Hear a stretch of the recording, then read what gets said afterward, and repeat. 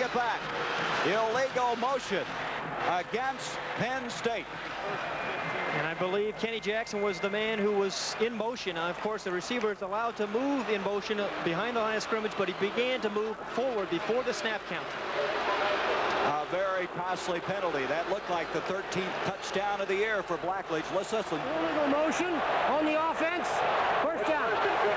And so they'll have to retool now. Very costly penalty, makes it 1st and 15, but was Jackson open on that? He was at least 7 yards behind the defensive secondary. A nice touch by Blackledge. You know, Nebraska has never been scored on in the first quarter. Actually, they haven't been scored on except to the 4th quarter.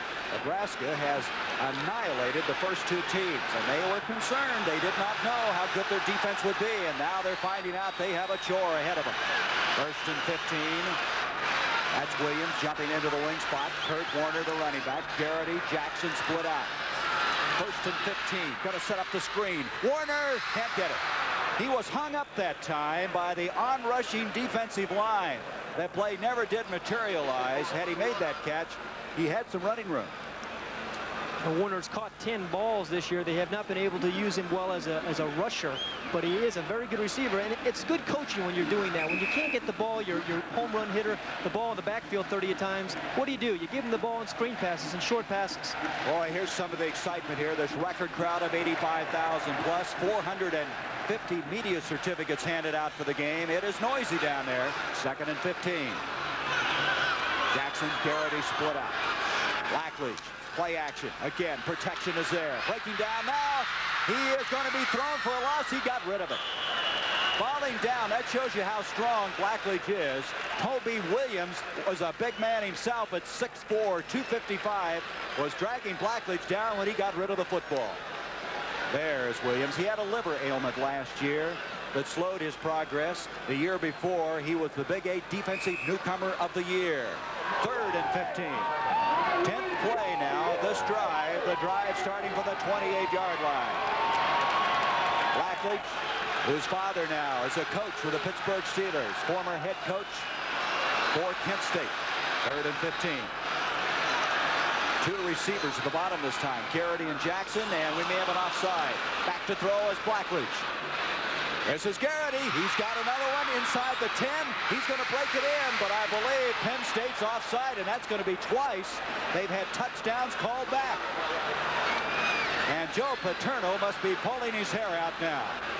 It looked like the tight end, Mike McCluskey, and that's what it is. Oh, what a way to start a big football game. Mistakes, and that's not characteristic of this man's team. You think the crowd now is bothering him? No, I think he's trying to keep his composure, trying to keep his team here together. If he can get just a few yards here now, it's going to be a long way for a first down here, maybe 3rd and 18, 19 yards, Gary. But if he can just get 10 of those back. Illegal motion on the offense. 3rd down. He's in great field goal position. The key here is for Blackledge not to get caught for a sack or turn the ball over. That's a migraine headache. I believe that Paterno's really trying to get that crowd to quiet down when he was windmilling his arms. Evidently, they've missed that snap count on 2 occasions, 2 penalties, bringing back 2 touchdowns. It's now 3rd and 20. The ball at the 33. Again, there's Paterno. He's saying be quiet on that side. He's trying to get the cheerleaders to quiet him down. Boy, this crowd is at an edge right now. That's Jackson starting one way, coming back. Blackledge back on 3rd and 20. Williams puts pressure on. McCluskey, he's out of bounds. McCluskey had the ball at the 10, but they'll bring it back. It's 4th down. Blackledge is just throwing the ball superbly. Well, you notice, too, that he threw the 3rd different receiver on 3 successive plays. Here's McCluskey. You can see him make a great catch, but he just can't quite get his feet down inbounds. Got to just have one in, but that time neither. And this is going to be Massimo Manca, a freshman from Reno, Nevada. A 50-yard attempt. This is his first from this distance, and thus far he's 5 of 6 for the year. Manca has enough leg on it, and it is no good. It is wide of the mark. And so a mistake-riddled Penn State team loses an excellent opportunity to get on the scoreboard. 2 touchdowns called back. A missed field goal, and Nebraska comes out of there unscathed. They've got to be very happy about that. Well, Nebraska was concerned about that defensive secondary, and with good reason. We've seen why. So Nebraska will regroup defensively. They bring the offense on the field. There's no score. 5:51 of the first quarter. Over 13th ranked Ohio State, 23-20. Illinois trailing Pittsburgh. Marino against Tony Eason. This game here, no score. Nebraska has the football. Kerner Gill, and here comes that power football once again. Roger Craig up the middle. Craig across the 35 to the 37-yard line. That last time the Penn State had the ball, they had it 14 plays, almost 4 minutes, and did not get any points. This is Tony Felici, the all Big 8 defensive end. Felici from Omaha. Looks like he may have taken a blow on the back of the head, and on the sideline waiting to come back in. 2nd down and 5. And again a mix-up on the exchange. It looked like Gill and Remington that time were messed up. As an end result, they come up with the football, but they lose about a yard. 3rd down. Let's see, Pat, if we can figure out what's happening on this. Well, watch how fast Dave Remington's out. Looked like it was a mishandled snap because Remington missed the snap count. He was off a little too quickly and left the ball there on the ground. Well, you know, he anticipates the count, and that time it backfired on him. Well, maybe this crowd noise is affecting him. 3rd down now. 5 yards to go. Todd Brown split to the bottom. Turner Gill rolling. He's going to keep it, and he's going to advance to the 41, and that looks like a yard short of the 1st down. That's Scott Radisek out of Pittsburgh, Pennsylvania, the linebacker over. They may measure. It may be closer than we originally thought. Turner Gill that time letting his blocking form ahead of him. But Gary, he still had trouble with that exchange between he and Remington. He was fumbling it as he was rolling out, so there was definitely a problem there. Some of the fact might be playing on natural grass, Gary. They're having trouble with some of that exchange. I don't think that's the problem, but Nebraska plays on artificial surfaces, and perhaps that's part of the problem. And the indication is they are short. It'll be 4th down. Nebraska will have to kick the football. There's a Cornhusker fan. It's a long ways from Lincoln, Nebraska, but we saw a lot of red in the hotel this morning. They love their football. They've had 120 consecutive sellouts in Lincoln, Nebraska. So the measurement indicating a 4th down. Grant Campbell will come in and kick now for Nebraska. On that exchange, let's get back to it for a moment. Remington leaves before really the snap count. Now, evidently, he's just even a little quicker today because on 2 exchanges, he's been out of there and he's left the ball on the ground. Well, it looks on the last one, Gary, that not only did he leave early, there was just a miscommunication. I think he missed the snap count, or Turner Gill missed the snap count. But if they're going to have any sort of balance here and semblance of getting an offensive game plan going, they're going to have to get that corrected. Grant Campbell is averaging 44.3 per punt out of Southfield, Michigan. He'll be kicking from the 23-yard line. He hits it high. Mark Robinson back. He makes the fair catch, and Penn State will have the football at the 16-yard line. A 42-yard kick that time by Grant Campbell. No score, 4:05 first quarter. Running from the 17. Earlier they started from the 7. The last time 28-yard line. This is Kurt Warner. They have Coles in at fullback leading the way. Todd Blackledge is just playing superb football for this team. And yesterday we asked him why he's a better quarterback. Well, I've improved a lot in my consistency. I've really learned to pick up my secondary receivers a lot better. I've learned to utilize my backs in the passing offense a lot better, and I'm just more confident as a quarterback out there. I have a better grasp on what we're doing offensively. I have a better grasp of what I can do physically, and it's just been a situation where I've been able to go out and really just let loose and enjoy football and just play with my heart and just have fun, and that's been the key.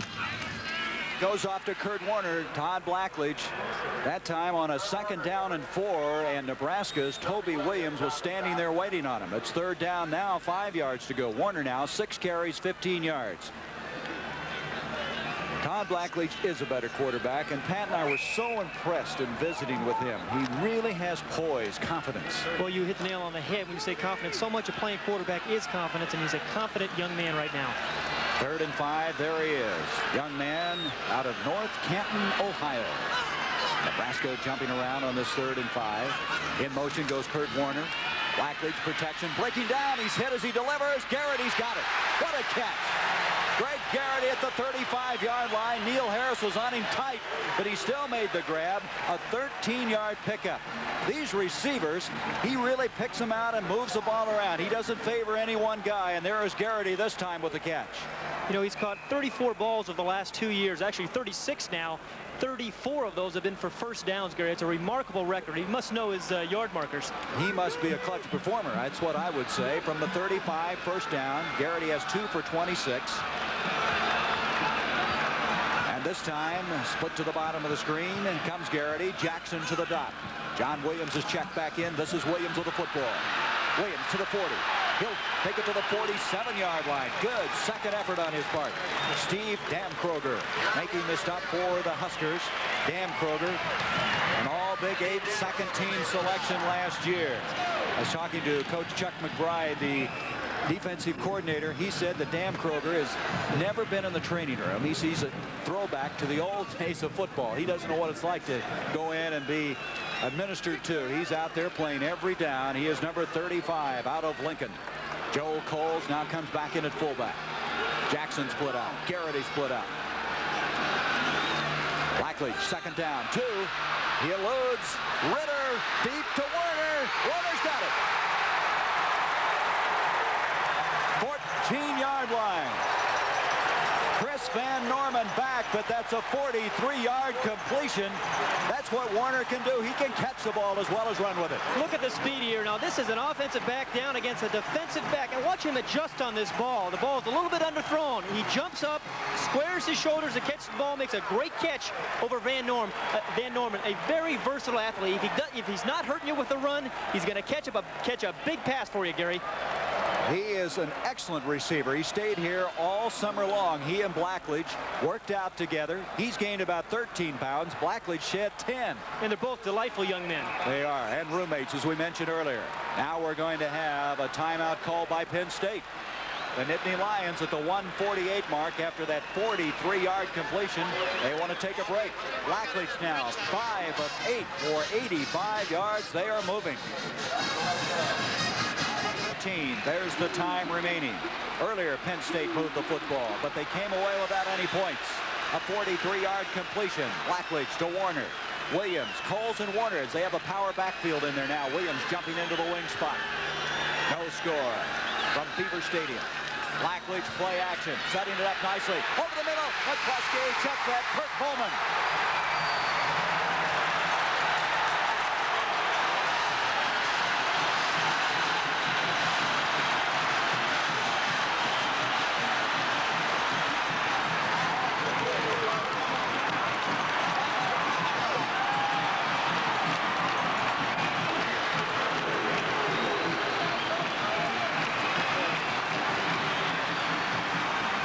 What's amazing about that, Kirk Bowman was an offensive guard in the spring. Can you believe that? And he caught a touchdown pass.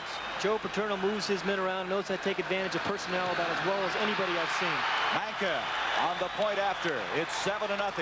Kirk Bowman from his Pennsylvania area coming up with the catch, his first of the year, going for a touchdown from 14 yards out. This is a terrific call. It looks like power football. They've got 3 backs in. They go in motion. They fake to Kurt Warner. Everything looks like run. Kirk Bowman just slips behind the defensive backs. He's wide open for the touchdown. Pretty good hands for an offensive tackle. Boy, I guess so. They took all that wrapping off his hands. He can catch the ball. Again, Kurt Warner's been so much of their offense. Watch the linebackers freeze on Kurt Warner there. It gives, again, great protection by Blackledge over the top to Bowman, and 6 points. Nebraska has never been scored on this year in the first quarter. Pat, it looks to me like Nebraska has a lot of adjusting to do. Blackledge receivers are open. They were concerned about, Nebraska was concerned about its pass defense, and rightfully so. Kurt Warner is like stopping inflation. He's pretty tough. It's tough to do that. Well, that was an 83-yard drive and 6 plays. Blackledge on that drive was 3 of 3 for 70 yards, and Blackledge is having a kind of day he's had the 3 previous times out. And the amazing thing is Penn State's offensive line has taken so much criticism over the last 3 weeks because Kurt Warner has not rushed the ball very well, but they're giving him all day long to throw the ball. Nebraska's going to have to change his defensive scheme a little bit, Gary, and put some more pressure on Blackledge. That was the 13th touchdown pass of the year for Blackledge. He's been averaging a 4 a game. He's had 2 called back today. That's right. There's the statistics. Fryer, Rozier back deep for Nebraska. Thus far, it's been all Penn State in this first quarter. 1:43 to go in it. Booming kick that time by Manka. They're not going to bring that one out. Fryer will go to one knee and out to the 20 on the touchback. And Nebraska, in this record crowd, they have their work cut out. Tomorrow, the NFL Today gives you all you need to know about the NFL players' strike, the history of the union, and what other union people think, the economic impact. Quarterbacks Ron Jaworski, Kenny Anderson, Richard Todd, and Joe Theismann will join Brent Musburger in the studio along with John Madden, Pat Summerall, Hank Stram, and Roger Staubach. And then it's Super Bowl 16. Another look. That all starts tomorrow at 12:30 Eastern right here on CBS. From the 20-yard line, first down for the Cornhuskers. 2 tight ends, Crink and Williams in. Gill pitches to Rozier, and Rozier goes for 5. Now Nebraska may have to make adjustments also offensively. Well, number one, they've never been behind before, so psychologically they're in a different position than they have been this year. So they have to respond to a totally new situation. They brought in 2 tight ends here to try to get some more blocking power and some support for the run. Nebraska has yet to throw the football from the 25-yard line. Second down 5. Checking in is Ricky Simmons, number 7, the wide receiver spot. Gill to Rozier. Look at the strength of this guy. Rozier from Camden, New Jersey, was hit, but he wouldn't go down initially. Greg Gattuso had a ride with him, and it's going to bring up 3rd down and 2. And Turner Gill may have to throw now. There's the man that scored the touchdown, Kirk Bowman. It's a long ways, folks, from offensive guard to tight end. Now, this guy made that transition. Okay. From the 28, 3rd and 2. Wilkeny now is coming at fullback. Let's see if they'll throw. Turner Gill wants to throw. Man wide open. First down Fryer. And Fryer across the 45. He fumbled the ball. He fumbled the ball. And I believe Penn State has it. They do. Fryer trying to get additional yardage. Had it stripped. Mark Robinson, the excellent safety for Penn State, has it. Well, Fryer is the receiver here. He's got great athletic skills, and what he's trying to do is catch the ball and then get back inside to make a big play. But it's a cardinal sin. When you're getting tackled and there's people around, you got to have to tuck the ball away. You see Biondi come up, put a stick on him. Hamilton, number 17, is coming in, try to lend a hand. You see him struggling. Now the ball pops loose. That was Biondi, though. It was the guy that got the ball loose. Big turnover. Nebraska had the first down, and there is Fryer. That puts the Nebraska defense back on the field in a hurry. Coles is in the backfield, along with Kurt Warner. Kenny Jackson goes in motion. First down from the 43. Blackledge, pressure put on by Merrill. He had to throw it before he wanted to, and Jackson was not turned, was not looking for the football. That was very good pressure. Nebraska's Merrill, Jeff Merrill. Honorable mention, all Big 8 performer, and that's what Nebraska's got to do, is put pressure on Blackledge. Looking at other scores, you saw the upset earlier, Stanford defeating Ohio State. Oh, North Carolina. Think their offense is rolling? Florida leading Mississippi State. The Gators are growling. They are really going well. And Notre Dame having quite a battle with the Boilermakers. Second down, 10. You see 25 seconds left in this quarter. 7-0 Penn State. Blackledge, pressure put on again. He completes it, and oh, is he annihilated. Dan Kroger came up and really pounded the receiver on that play. It's Kurt Warner. They lose yardage. It'll bring up 3rd down and 12. And all of a sudden now Nebraska's putting pressure on. Dan Kroger is not your finesse player. Watch this. He's going to come out and read this screen, fight through a blocker, and make the tackle. There was lucky there wasn't a fumble there. A great read by Steve Dan Kroger, the linebacker. And we have come through the first quarter play. Dan Kroger, a high school All-American from Lincoln. He led them in tackles in the Orange Bowl. He led them in tackles for the year. And the 10th leading tackler in Nebraska history. Penn State, after 15 minutes, has the advantage, 7-0. They have been most impressive throws of a Nebraska Cornhusker. His helmet, it's got to be a concerned look right now as we start the second quarter. Penn State has the ball at the 45 of Nebraska. Skeeter Nichols now in at a running back spot along with Joel Coles. Blackledge back to throw. Over the middle, Garrity just behind him. He may have had his vision impaired that time by one of the defenders who reached up. Dan Kroger dropping off from the linebacking spot. Here we get a chance to see Greg Garrity. It's a big 3rd and 13 play. He's going to get some double coverage now. He's going to push down the field. He's open over the middle, but Blackledge is getting some pressure. You can't see that here. The ball is a little bit behind him, probably catchable. Ralph Giacomero, number 21, back to kick for Penn State on 4th down. He hit it nose high. They're going to let it hit. That ball is going to go out of bounds at the 5, maybe the 6-yard line.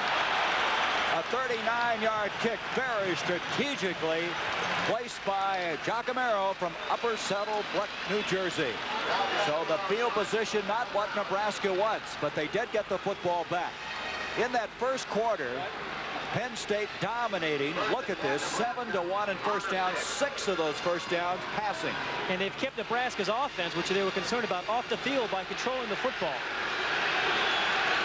At field position, Rozier, Craig now back in as a 1-2 punch in the backfield for Nebraska. It is noisy now.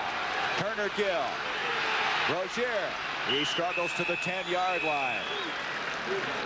He's going to bring up 2nd down and still 7 yards to go. This is just it. Nebraska's 2nd and 7. This is what Penn State is doing such a good job of. Nebraska's offense very rarely the past 2 weeks has been in a 2nd and 7, 2nd and 8 situation. Penn State's defense is taking first down away from Nebraska and putting them in positions where they don't feel comfortable. Turner Gill has thrown one pass. He completed it, but the ball was fumbled after the catch. 2nd down and 7 from the 10. Rozier, Craig again. Play action. Gill rolling out. Has time, but he overthrew Ricky Simmons out of Greenville, Texas. He overthrew him by a bunch. Other scores. What a big day this is. Pittsburgh now leading Illinois. That's being played in Champaign. Some people think Illinois is the best team in the country. Alabama leading Vanderbilt. Clemson, a game we had last year or last week was Clemson-Boston College on CBS. So it looks like the Tigers offense going. 3rd and 5, Fryer, Brown split out. Nebraska needs a first down. They are backed up. They trail 7-0. Gill rolling again, open and out of bounds goes Fryer, and that will be enough for the first down, and that was very well executed that time. Tough throw for a right-hander to roll left and throw. Just a simple pass by Irving Fryer pattern. He runs down a simple out pattern. The ball was thrown on time, clearly for the first down. This is what they need just to get their offenses going. And this time he steps out of bounds rather than fight for the extra yardage where he fumbled last time. Fryer, they think he's the best since Johnny Rogers, the Heisman Trophy winner at that position. Nebraska now from the 20-yard line. Our football, they return to Roger Craig, and Craig to the 24. 2nd down and still 6. Penn State trying to take that power football away. Any unusual adjustments? Well, Joe Paterno felt that to stop this power football by Nebraska, their defensive linemen had to come off those awesome blocks by Nebraska's offensive linemen and take it to those backs and offensive runners. Our problem right now is the scoreboard. For some reason, we have 85 minutes and 51 seconds to play in the 2nd quarter, so we'll have to make an adjustment.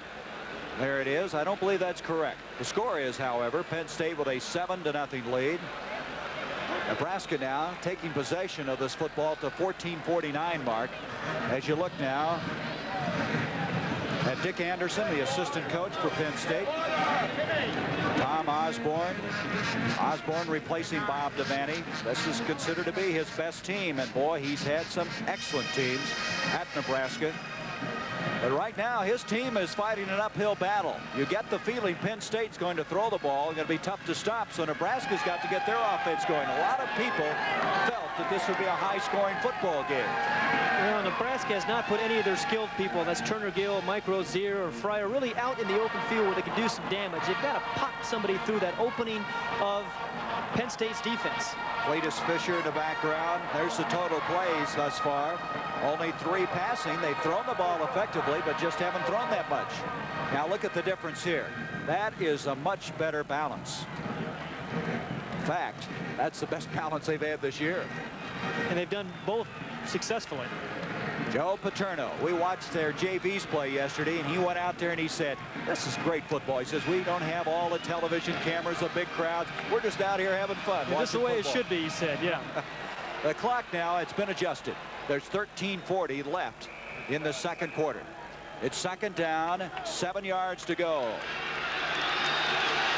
Turner Gill played his high school football in Fort Worth. Roger Craig Rozier in the backfield for the Cornhuskers. This is Rozier, a flag on the play. He's got the corner, and he has a first down, but a penalty flag.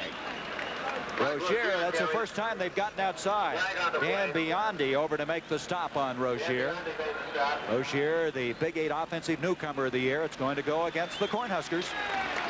That's the first Nebraska penalty of the afternoon. Came at a very inopportune time as far as Nebraska is concerned. Simmons comes in. Todd Brown will check out. Brown from Holdridge, Nebraska. Right now, you get the feeling that poise is something that Nebraska's really struggling for. Illegal motion, offense, second down. You're playing before this record crowd. You've seen Penn State dominate the first quarter. You don't have the field position. You're looking for a bright spot. Yet Nebraska has a very old team, a senior team. They really should respond to this kind of situation. Second down now, 10 after the penalty of 5 yards. Ricky Simmons in, split to the bottom of the screen. Gill's going to roll that way. He's waiting for Simmons to make his cut. He delivers it. First down. Good patience that time by Gill. He waited for Simmons. Simmons was there, and Nebraska has a first down. This is the same route that Irving Fryer run earlier. It's just a simple out pattern, and there's way too much cushion. You don't even see a defensive back. The ball was delivered on time. You cannot stop this pass unless you're willing to come up and support a little faster. Biondi is going to have to play a little tighter. Simmons last week caught a pass for 61 yards against New Mexico State, a 16-yard pickup. Gill now 3 of 4. First down, Gill on the option. Big hole, and Gill advances almost to the first down. The ball is loose again. And who's got this one? No determination yet. I think the Cornhuskers have recovered the football. They have. Nebraska has it now. They're very close to the first down. They're going to be just short, about a half yard. Here's Walker Lee Ashley, number 37. He's a defensive end. Now, he is a big man, 225 pounds. Watch him chase Turner Gill all the way across the field. He is their co-captain, the senior, the leader on defense, and you see why. He was out last week because of a shoulder injury, did not play against Rutgers. Nebraska's had 4 fumbles, lost 1. Now they have the ball at the 45, second and a short yard. Gill going to take advantage of it, and he hits the man over the middle. That's Todd Brown, and Brown has a first down, and Gill is now throwing the ball effectively. That's a 27-yard pickup. They had a down to waste there, second and a short yard, and they went for more. This pass is completed because of the great play-action fake and great protection. Look, Turner Gill has all day to throw the ball. Todd Brown comes in, jumps, and makes the catch. Turner Gill, I tell you, this team's not known for throwing, but Gill is throwing the ball effectively right now. He's 4 of 5, 67 yards. First down at the 29 of Penn State. 7-0. Penn State with the lead. Rozier cuts it, and he hammers his way to the 27-yard line. And now, for an NCAA Today report, let's go to Brent Musburger in New York. Gary, this was the comeback of the day. UCLA with the ball. Their quarterback Tom Ramsey and the Bruins were down 21-0 against Michigan. This touchdown pass will put UCLA ahead 24-21. They go on to win it 31-27. Era and I will have all the details at halftime. Back to you and Pat. UCLA winning in Ann Arbor. What a win that is for Terry Donahue and the UCLA Bruins. Rozier on a second down and 7. And he'll advance to the 21-yard line. Nothing fancy right now. Rozier running strong up the middle. We have 11 minutes, 12 seconds remaining in this first half. This record crowd watching a real struggle between two teams trying to find out if they're legitimate national contenders for that championship. And right now, it's third down 2 for Nebraska. They trail 7-0. Big play. Williams and Krink, 2 tight ends in. It looked like Nebraska about to move. They did not. Gill, he mishandles the ball. Penn State has it.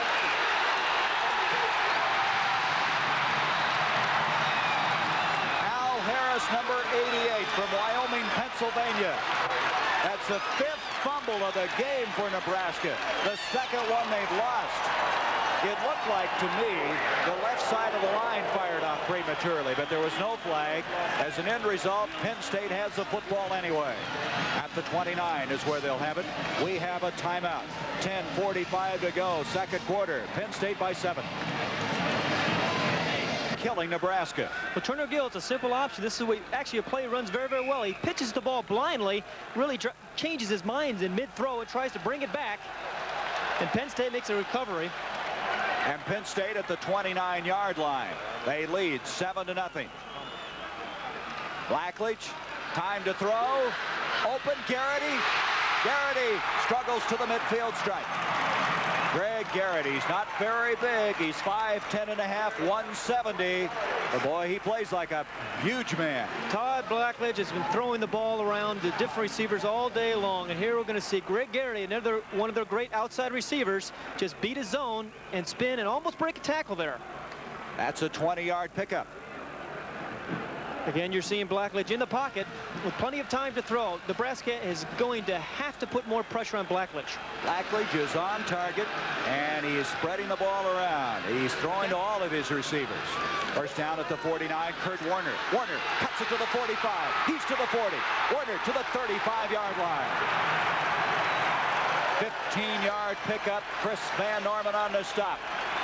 That's the kind of running you expect to see of this Heisman Trophy candidate. Well, here's the Kurt Warner we were so familiar with last year. You see a little pitch. He just lets the traffic go by. Little jitterbug there. He's down into the secondary. This has got to be a big lift for Kurt Warner. Has not had big rushing games the first 3 games for Penn State. He has 28 carries on 28 yards, I should say, on 7 carries from the 35-yard line. First down for the Nittany Lions. Blackledge back. Kenny Jackson broken up. Fine coverage at time by Alan Lyday. Lyday from Wichita over batted that one down, and that's one that they've had covered. They haven't had that many covered. Remember now, in all fairness to Nebraska, they lost all 4 of their starters from the secondary. Lyday did start 6 games last year, but they have a sophomore in Clark, a sophomore Neil Harris playing back there, and they're running up against one of the nation's best.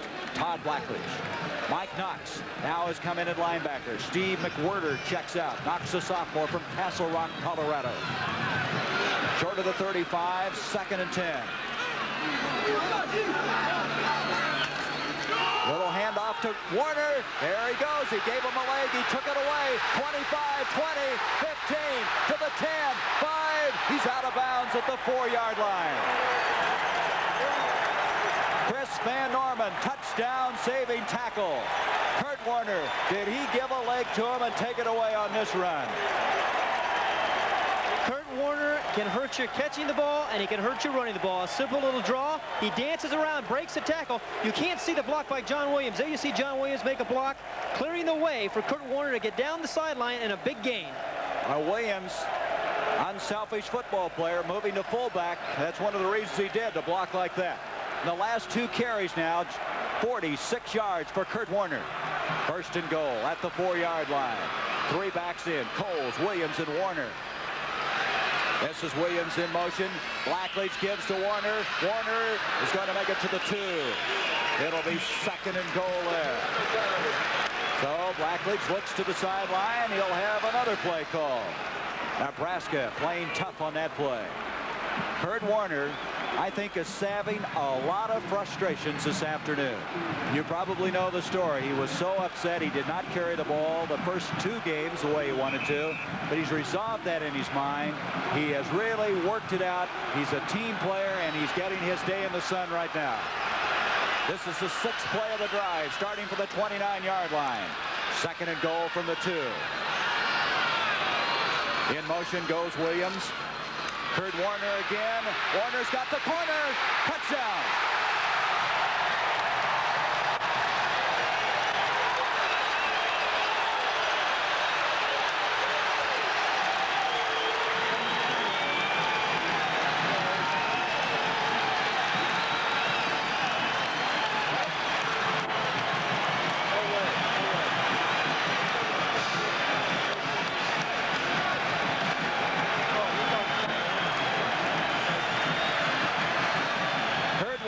First touchdown rushing to the air. Manka to attempt the point after at the 8:51 mark. Manka's kick right up the middle. It's 14-0. Penn State leading Nebraska. And the Cornhuskers are going to have to regroup. Todd Blackledge, Kurt Warner. What a 1-2 effective punch they have been.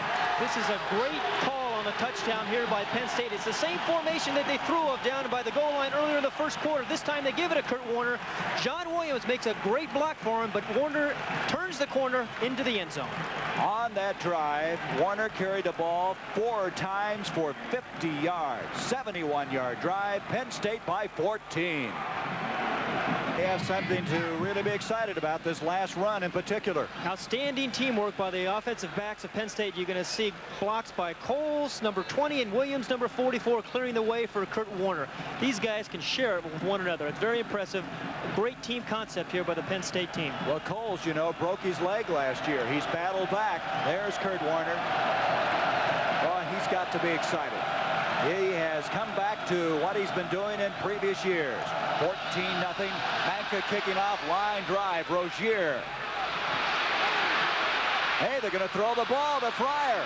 Fryer has an alley, and he brings it out across the 20 to the 24. A little wrinkle. A new wrinkle that time by Nebraska. Didn't get all that much yardage. But they're trying to make something happen. There was a saving tackle. Nebraska always has something like this in their game plan. You see Rozier throw the ball back. Here's Irving. He's got a wall set up in front of him. You can't see a saving tackle here. It knocks him out of bounds. Otherwise, he might have scored. Excellent reaction that time by Penn State. Wilkeny now in the backfield along with Rozier. First down at the 23. That's where they mark it. 14-0 Penn State. Turner Gill rolling. Todd Brown. Todd Brown had gone just about to the front end of that 1st and 10 marker. That'll bring it up 2nd and 10.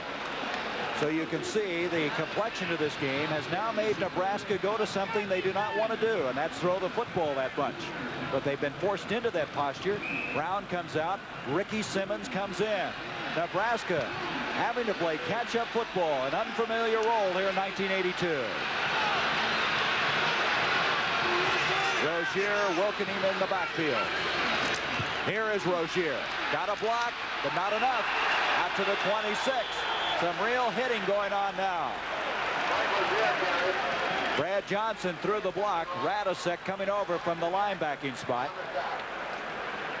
Oh, Vanderbilt. They throw the ball well, and they are coming back in that game. Connecticut leading Yale 17. Now that's a final 17-7. Brad Johnson in at center. I wonder if Remington has some problems or they've just made a change there.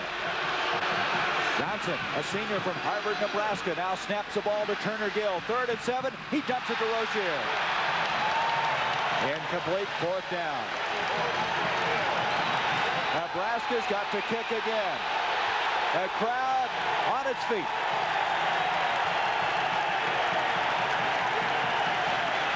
The record of Joe Paterno here in Beaver Stadium is 80-14. And there's been many teams that have been ambushed, and Tom Osborne right now really with an uphill struggle. Campbell the kick. Last time 41 yards. 7:58 remaining in this first half. Bow is back deep. He's the deep man. Kenny Jackson the short man. There they are. Momentary delay as they get a new football in. That's one thing a lot of people don't realize, Pat, that you can choose the football you want to use. You can bring one. The NCAA today at halftime. Brent Anera and also Eddie Robinson is going for his 300th win tonight against Florida A&M. Big rush. Campbell had a bad snap. He gets it underway, and that's not a good kick.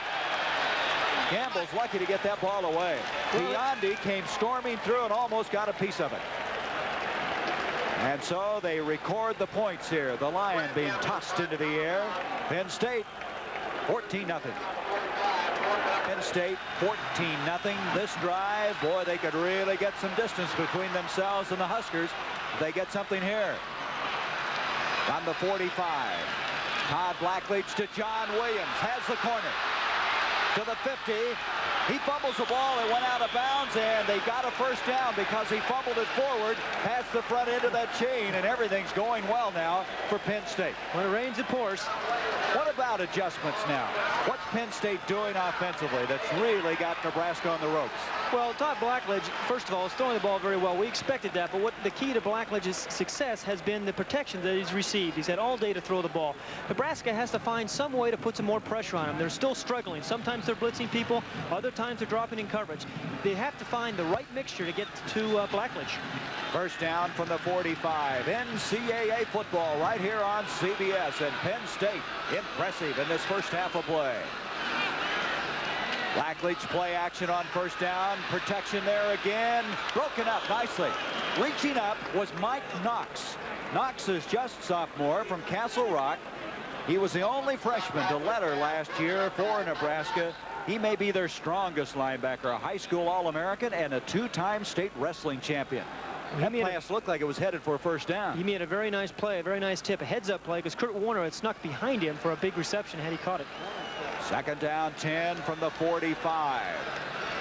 Nebraska needs to hold. They trail 14-0. This crowd, record crowd, Penn State partisan crowd, loving every moment of it. This time, Joel Coles out of Pittsburgh, a senior, the man we mentioned who had the broken leg. A year ago, he scored on a 2-yard touchdown against Nebraska. Might be a little warm in there today. It was 72 degrees at kickoff time. This shows you what Penn State has done thus far. Great balance there, Gary. And that's something they haven't had. It's been all passing in the 3 previous games. Williams, Warner now in the backfield. Jackson, Garrity split out on 3rd and 7. Time to throw again. John Williams. Williams inside the 40 and somehow stays inbounds across the 35. Mike McCluskey, the tight end, threw a fine block on that play. These Penn State backs can hurt you in so many ways, with some blocks, with runs. Here you're going to see John Williams make a nice catch and pick up a block by Mike McCluskey.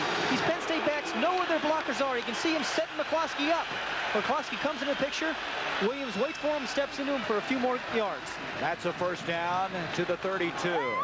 John Williams. Last year he started 2 games when Kurt Warner was out with an injury. Gained 192 yards in one and 140 in the other. That's a 5th different receiver to catch a ball today for Penn State. And Kurt Warner, nothing going on that play. Stacked up. He does get inside the 30. Gain of 2. Tony Felici made sure that Warner did go no further up the field. Inside the 30. Second down. You mentioned that Blackledge has thrown the ball around. We have not heard too much of Kenny Jackson today, number 82 for Penn State. He's their flanker and their leading receiver. I expect to see a little bit more of him this quarter. You can see some red all the way from Lincoln, Nebraska. Is this some panoramic view? College football. Inside the 30, second down and 8. Jackson, Garrity split up. 14-0 Penn State with the lead. Jackson in motion. Play action, nice fake. However, Merrill's not fooled. Open is McCluskey, but I believe he's out of bounds. He is. Very nice play call. Nice fake. Set it up, but McCluskey just didn't have enough room.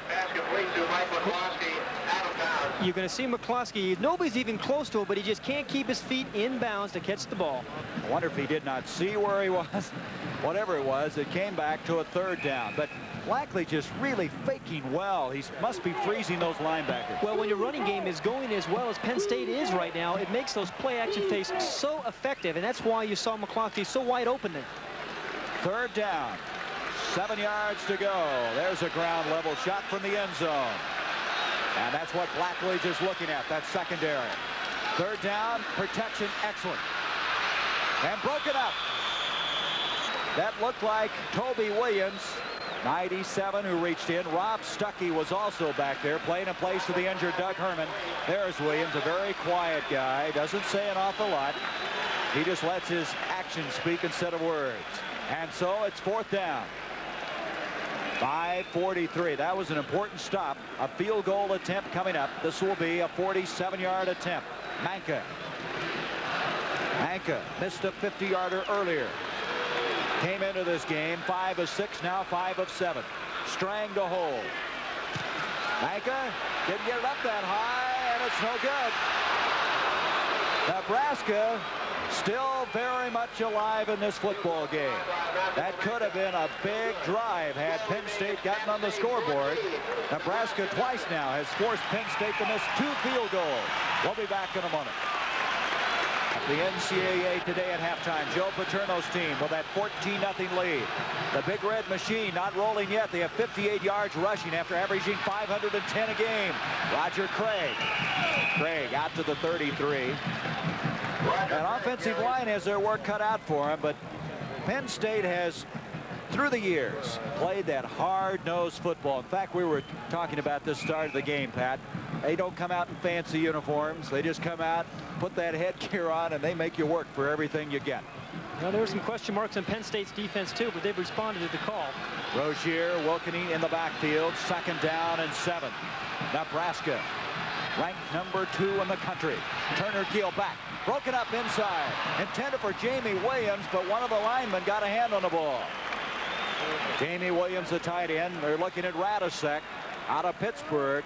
They think this man's just an excellent athlete, and they think he'll be as good a linebacker athletically as they've had. He just hasn't put it all together yet. He's a great pass defender. I think he got a hand on Turner Gill's pass there. 3rd down, 7.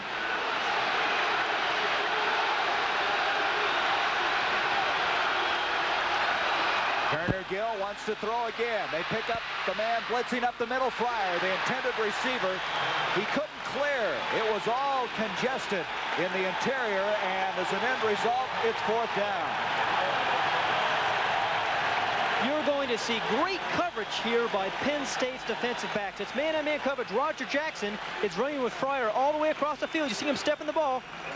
The ball is a little overthrown by Turner Gill. Kick the ball will be Grant Campbell. Did you see Remington pick up Ashley? Ashley came in from that defensive end spot, and he picked him up. Campbell to kick. Last time almost had it blocked. This time he hits it very well. Bow is back at the 23 for Penn State. Bow out to the 30-yard line to the 31. Penn State with 4:45 to go in the first half. A 9-yard return, a 45-yard kick that time by Grant Campbell. Tonight on CBS, don't miss Walt Disney, followed by Detective Peter Sellers and the Revenge of the Pink Panther. It's a night of great moments tonight right here on CBS. Gary Bender, Pat Hayden, and NCAA football on CBS. From the 31, 1st down. Starting to get a little darker here. There was a forecast of possible rain before this game is over. Skeeter Nichols, John Williams in the backfield. This is Nichols. Nichols, sophomore from Cambridge, Maryland. Brings it out to the 33. Jeff Merrill with the stop. Time and time again today, Penn State looks like they're hemmed in. Their backs have struggled forward for 2, 3, 4 big yards. There was a good example of it. Skeeter Nichols had a brilliant spring. In fact, may have had the best spring of any of the running backs. There's Steinkühler, offensive guard for Nebraska. Brown, Nebraska right now trailing 14-0. 2nd down, 7. Open, Garrity. Greg Garrity, he had to stretch all of that 5'10" and a half inch frame to make the catch. A 21-yard gain. He's shaken up on the play. He was vulnerable because he was so extended catching this football. Brett Clark up to make the stop. Nice poise by Todd Blackledge here. This is actually his 3rd receiver. You can't see it, but he was looking to the other side of the field. Comes back to Garrity, who makes a diving catch. He is 4 of 68. Courageous little guy from Bradford Woods, Pennsylvania. He's shown a real knack, Garrity has, of finding an open area between the zones, Gary. They are trying to double cover him, but he's getting behind the front part of the zone and in front of the safeties and catching balls there for 1st downs. We mentioned his father, an outstanding performer. You know, Garrity at one time thought he was too small to play. He went to a small school, Westminster. All of a sudden, they decided he had enough ability to play major college football, and he's proven it, isn't he? Well, he's a walk-on here. 1st downs, Penn State now with 12. Nebraska with 5. Coles, Nichols in the backfield. Blackledge to throw. And Nichols can't come up with it. Good defensive play that time. That was Wade Priner out of Battle Creek, Nebraska, who reached in and got a hand on it. We have Tony Felici shaken up. He wants to come out. And he will, as coming will be Dave Ritter. Felici, 46, shaken up on that play. Second down, 10. There he is. They can't have him out of there. This guy, all Big 8, last year, led him in tackles for loss and was a leading tackler coming into this game. 3:45 to go, first half. Getting the ball placed.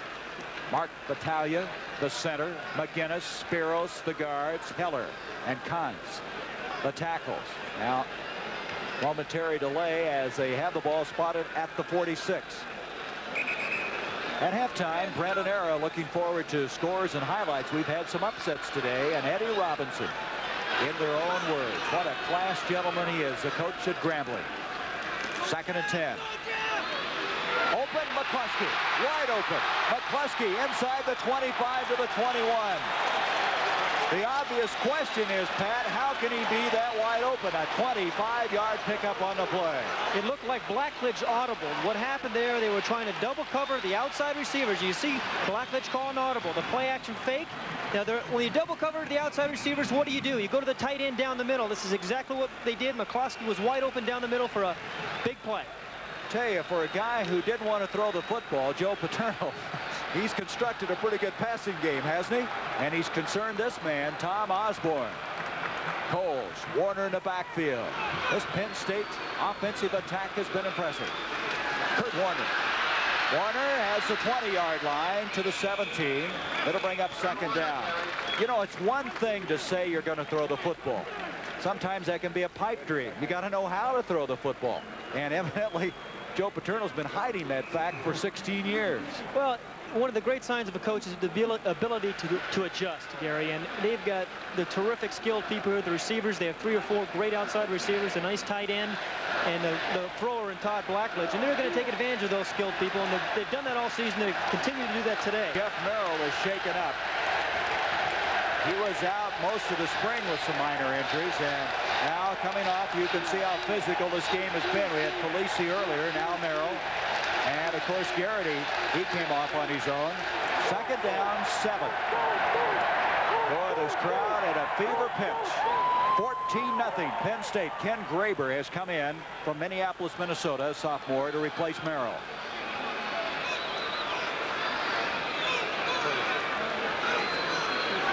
Blackledge on second down to John Williams. Williams trying to turn the corner, stays up somehow to the 16-yard line. He ran right through Neil Harris. Cam Kroger eventually made the tackle for Nebraska. That's going to bring up third down, still a long 4. So we have 2:13 the clock running. Penn State dominating this first half. They've had chances at 2 field goals that did not find the mark. Penn State coming in here, great balance. Tom Osborne, his team has been backed up all first half long.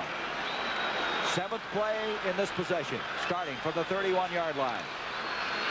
From third down and 4, Warner broken up, almost intercepted. Good coverage that time. Flying over there was Jim Murphy from Lexington, Nebraska. Also, the man who we were talking about earlier that we thought was going to be out for a while, Felici, was over there. So evidently that arm injury didn't detain him that long from coming into the game. Great job by Felici. He was not fooled. They were trying to get Kurt Warner isolated on Felici down the sideline, but Felici falls back in coverage, and he makes a pretty good play here. You can see him come up. He almost had the interception. He had hurt that arm a little earlier. That might have prevented him from intercepting it. Third field goal attempt of the day. This is a 33-yarder by Manka. This kick is a knuckleball, and he's missed 3. The freshman from Reno, Nevada. Shaken up on that play was Leidy, who came in trying to block the field goal attempt. Leidy down at the 23-yard line. So Manka has had field goals in this game of 50, 47, and now 33 yards. Not find the mark. You're going to look at Alan Leidy, a defensive back. You're going to come flying in and trying to block this ball. And he's down. It looks like he hurt his knee. And there's reaction from Hank. You think he's happy about things? Looks like after I missed a putt somewhere. You know, we're looking at Leidy come off the field, Gary. This is a man that really Nebraska cannot afford to lose. He's their best defensive back, plays corner for them. And with their defensive secondary the way it's playing right now, this is a very critical injury to the Nebraska defense. Out of South High School in Wichita, who's a transfer from Texas Southern.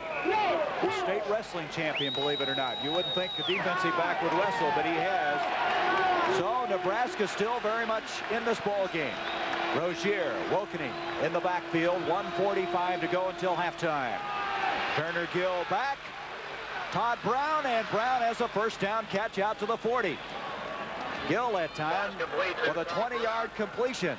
Biondi over to make the tackle. 5 of 10 for Turner Gill. This gives you an idea how they've been backed up. The longest drive, 9 plays. And that was that fumble. What a big turnover that was in this game at this stage. Joe Paterno talking a little defense now. First down from the 40. Gill to Ricky Simmons. First down catch. He took a pretty good shot, but he held on. Simmons, who was a high school teammate of the backup quarterback at Nebraska, Nate Mason. There's the time as they stop the clock on the first down, moving the ball to the 49. First down, Nebraska. Browns put to the bottom. Nebraska moving the ball effectively now. Remington back in its center. Turner Gill throws to Brown. Did he juggle it? He did. He did not have possession before he went out of bounds. But Gill is throwing some arrows. He's really throwing the ball effectively. He really is impressing me. He's putting a lot of steam in that ball. That's probably why Brown had a little trouble catching that ball. You don't expect Nebraska to throw like they're having to throw, but they've been forced into that. This time, look at this. You know, he's got some juice on that ball. Now, Todd Brown's either concerned about keeping his feet in bounds or that ball just got a little too much steam on it. Either or, it's an incomplete pass. Well, that was close, though. You see that? He got that foot down, but evidently did not have control. Gill back. That ball is a little wide of the mark. He had to throw it before he wanted to. Simmons made his cut. The ball was just a little bit wide of the mark. But pressure put on that time by Penn State. That'll come to a third down, 10. 1 minute and 11 seconds left in this first half, Gary, and Nebraska's got good field position in 3 timeouts. It's important for them on a 3rd and 10 to get a first down here, keep something going and alive. At least get a crack at a field goal, maybe. From the 48.5 of Penn State, 3rd down, 10. Gill over the middle. Fryer's got it inside the 30 to the 29, and that now gives them at least a shot at a field goal. Mark Robinson flying over a 19-yard pickup on the play. Remember now, Nebraska hasn't tried a field goal this year. They haven't had to. Unlike Todd Blackledge, Turner Gill has been under duress all afternoon. You can see people and bodies all around him. He delivers the ball on a shot again to Irving Fryer, who steps in front of Mark Robinson to make the catch. They have all 3 timeouts left, less than a minute to go. Turner Gill going to the airways again, and effectively Jamie Williams can't hang on. Williams out of Central High School in Davenport, Iowa. Last year, all Big 8 with 22 catches. They go back to the drawing board now. Tom Osborne wants a timeout. So with 46 seconds left in the first half, Nebraska expends its first timeout of this game. Turner Gill will come to the sideline. Turner Gill, heavily recruited out of Fort Worth, Texas, all Big 8. He led them to 6 straight wins last year, then went out with injury, and they did not have him in the Orange Bowl. Coming up at halftime, a man who won a few ball games in his career at Northwestern and Notre Dame, Ara Parsegian, along with Brent Musburger, and also, in their own words, a new feature this year, shouting contest from one side of this magnificent stadium to the other. 117 yards for Gill. Rozier, Wokening, now in the backfield. Todd Brown's put to the bottom. 46 seconds left in this first half. Turner Gill back, look out. He's under pressure, got it off to Fryer. Fryer breaks it, he's going to take it in, touchdown. What a courageous throw by Turner Gill. He was plastered. He never saw who hit him, He's getting up. He has his helmet off, and he's checking to see if all of his parts are still with him, as Fryer just made a fine move to get in for that touchdown. He broke the tackles of Robinson and Jackson. That's something that Joe Paterno was concerned about earlier. They had a lot of open field tackling not getting done. There was an example of it. Well, that was good offense by Irving Fryer. He did break those tackles. Mark Robinson didn't really miss him. Irving Fryer was just a little bit better that time. And that puts Nebraska right back in the picture. Kevin Seibel, point after attempt on the way. 14-7. That drive, 80 yards in 7 plays. And Pat, it was done the way you wouldn't expect a Nebraska team to do it. Finesse and throwing the ball. Watch the courage of Turner Gill. He knows he's going to get hit. He unloads the ball. He really gets kissed there. Finds a way to get the ball to Irving Fryer. Now watch Fryer give us a little effort. Runs over 2 Penn State defenders into the end zone. 2 outstanding individual efforts by the Nebraska Cornhuskers. I think you're right. Fryer just wasn't going to give up. I think he still remembers that fumble early in the game, which hurt him. There's Gill. He may have taken a shot to the chin. Boy, he got plastered. They hurt a lot more when you don't throw touchdowns now. Let's look at it again. Now watch the crossing pattern this time of the tight end. Number 80 is Jamie Williams. And he's the guy who's going to clear it out. You see him go up the sideline, and then Irving Fryer slips right underneath him. He tripped over Fryer, didn't he? But see, there's some shoddy tackling there. Perhaps they should have tackled him there on the 15-yard line. Let's give credit to Fryer. Let's be positive. I think it was a great effort. That's true. This is college football. At its best. 14-7, 38 seconds. Nebraska, all 80 yards on that drive through the airways. And if you wondered whether Turner Gill can throw the football, I think you know he can. Boy, what a change this is as we come to the last seconds of this half. Seibel kicking off. Bow and Mumford back deep for Penn State. This is going to be Bow. Bow from the 5. 15. Bow at the 17-yard line. Well, this crowd all of a sudden, Pat, has gotten very quiet. And those 3 missed field goals really going to loom importantly, I think, in the second half. Penn State has really driven the ball every time they've had the ball. And they've scored 2 touchdowns, the opportunity, and 3 other field goal attempts. But those things may hurt them later on in the ball game. Joe Paterno had them where he wanted them, and all of a sudden, they may have escaped. Nebraska's right back in the ball game. Those 3 missed field goals loom very large. And now from the 17-yard line, let's see if Blackley just grinds out the remaining seconds. That's what he's going to do. So this struggle between 2 teams with unbelievable traditions. You talk about football traditions. You have the USCs, the Notre Dames, but these 2 teams do not take a backseat to anyone. Penn State, Nebraska, 7 points separating them as we wind down to halftime. It's been a remarkable day in football. We'll be updating some of the scores and highlights at halftime. We gave you some of the upsets. What a year this is, as we have a lot of those 5th-year seniors that are having some big years. And so the first half has come to a close.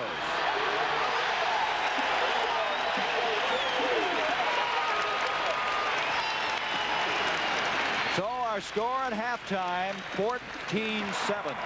Penn State, who led 14-0 at one stage, letting Nebraska off the hook. And Nebraska moving 80 yards in the air to score. And let's take a look now at the scoring. Bowman, the tight end, 14-yard touchdown pass. Kurt Warner, his first rushing touchdown of the year from 2 yards out. And that 30-yard pass completion from Turner Gill to Irving Fryer. We'll be back with halftime activities after a message about an upcoming show on CBS and a word from your local station.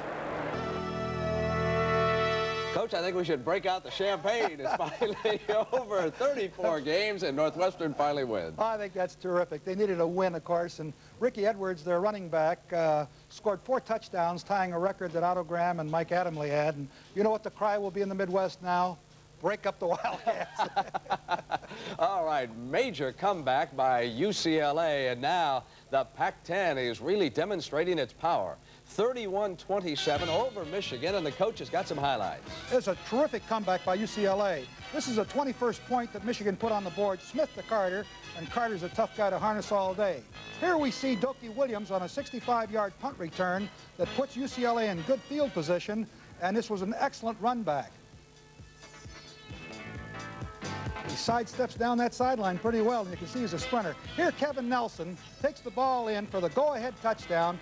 Marvelous comeback by UCLA. And UCLA, of course, looking way down the road towards a possible confrontation with Washington and a Rose Bowl bid. The Huskies are ranked #1. Would you believe they trail Oregon 7-3? But, folks, it is early. Second quarter in that game. Pittsburgh and Illinois. Well, it was going to be a shootout between Marino and Eason, right? Marino threw 4 interceptions, Eason 5 interceptions, but that Pittsburgh defense is marvelous, and they carry the day. Alabama in a fight for its life. They hold on and down Vanderbilt 24-21 this afternoon. And Florida trailed by a field goal, but they come back and beat Mississippi State 27-17. The Gators remain unbeaten. And the Irish over Purdue in South Bend 28-14, but they were hard-pressed for a while. They always are by the Boilermakers. I know from past experience. That was a good one for them to get by. They're 2-0 against teams that they were 0-2 against a year ago. Here in North Carolina continued to roll this afternoon, 62-8 over Army, the final in that game. But the Tar Heels and their fans cannot be happy about this win because their quarterback, Rod Elkins, was injured. Coach, is it serious? Well, it is. He has a knee problem. He's going to have arthroscopic surgery, and he'll be out for What is arthroscopic surgery? A lot of fans read and hear the word and don't know what it is. Well, you're talking to the right guy. I just had it done about 3 months ago. Instead of having to put a big, long slash in your leg to do the repair, to do the job on the cartilage, you just put little pinholes in there. They have a scope that they go in there with that they're able to see and cut and repair. And sometimes you can get back in 10 days to 2 weeks, maybe 4 to 5 weeks. Depends on how he recovers. All right, Stanford and Ohio State. John Elway, now a serious Heisman Trophy candidate. He brings Stanford back 23-20 over Ohio State in that game. And a final is just in from Norman, Oklahoma. USC has shut out the Sooners. That is the first time in 181 games that the Sooners have been shut out. That streak goes back to a loss to Notre Dame, also in Norman, Oklahoma. And the NCAA today continues on CBS within their own words with that marvelous coach from Grambling. We'll have that in just a moment.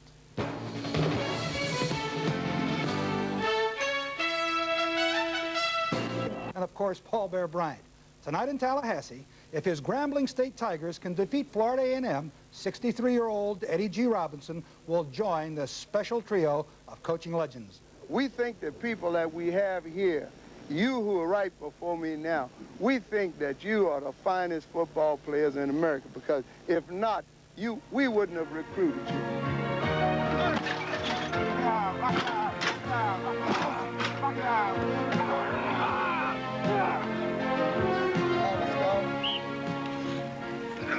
In the last 40 years, I've dedicated my life to the American youth, trying to make a contribution to him, trying to help him realize the potentials available in this great nation for him if he's willing to pay the price. 75 pass, 75. And the tackle.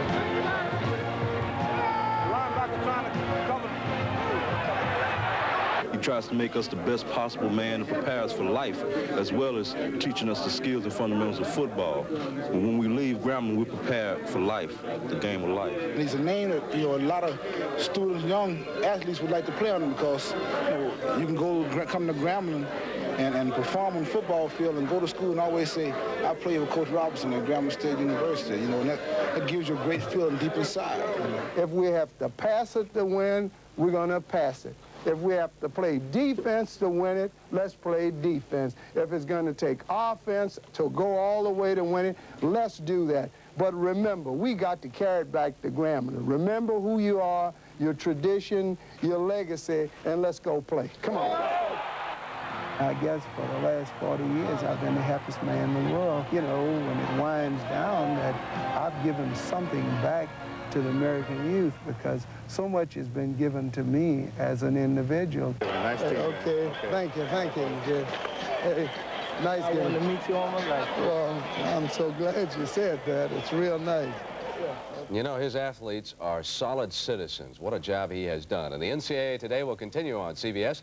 Bob Schieffer will have an update from the CBS newsroom in just a moment. Pat Hayden, it looked as though early it was going to be all Penn State. They scored first at the 1:43 mark of the first quarter, a 14-yard touchdown pass to Kirk Bowman. A great call here. It's a 1st and 10, play action fake. This is the kind of respect that Warner gets. You see 3 guys stay with him.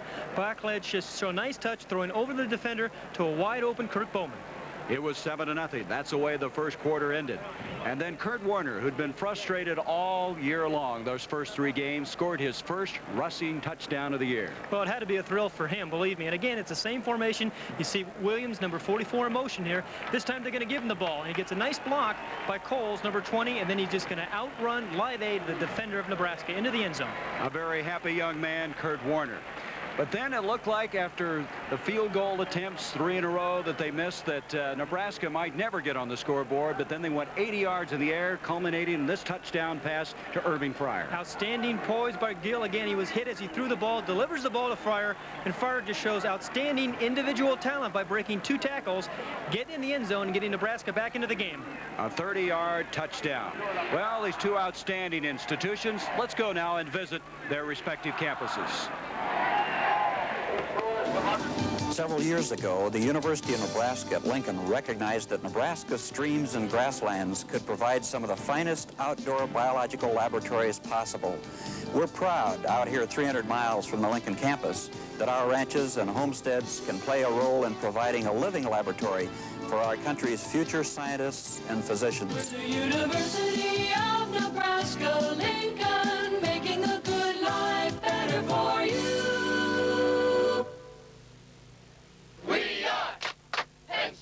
We are the first Skylab pilot. He'll now command the first flight of the Shuttle Orbiter Challenger. And we are America's first black astronaut. He'll fly in the Space Shuttle in July. And we are the country's top student of space research. She won the National Space Club's Goddard Scholarship. We are leaders in space. We are Penn State. It's halftime at Beaver Stadium in State College, Pennsylvania. As you know, each week our CBS Sports staff selects the most valuable player for each team. A $1,000 scholarship is given to each school's general scholarship fund for qualified students in their academic fields of endeavor. And this season kicks off the 12th year that Chevrolet has been involved in this program.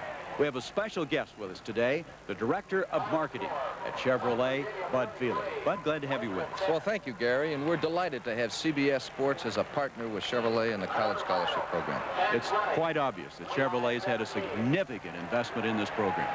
Well, that's true, Gary, and we're especially pleased that Chevrolet contributions to college scholarships have passed a significant milestone. A total of $1,500,000 has now been donated to benefit students in colleges and universities, both large and small, throughout America. And 1982 promises to be our biggest year yet.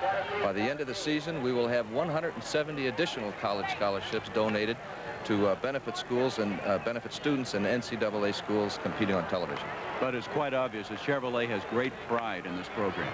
Well, this is true. We're especially pleased to be able to assist outstanding and recognize outstanding college athletes, while at the same time be able to benefit students who might not be athletes, but whose academic excellence is also outstanding. And as you know, many of these students might otherwise not be able to attend college because of today's higher cost of college education. And thanks to Chevrolet for extending this financial assistance to these promising students to defray the costs of higher education. And Bud, thanks to you.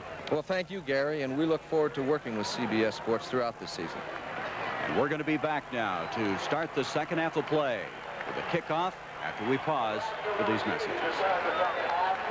Today's game is sponsored by Honeywell. You should see what we do with computers. Budweiser Light, with a clean, distinctive taste worthy of the king of beers. And by the Champion Spark Plug Company, there's a champion for just about every engine.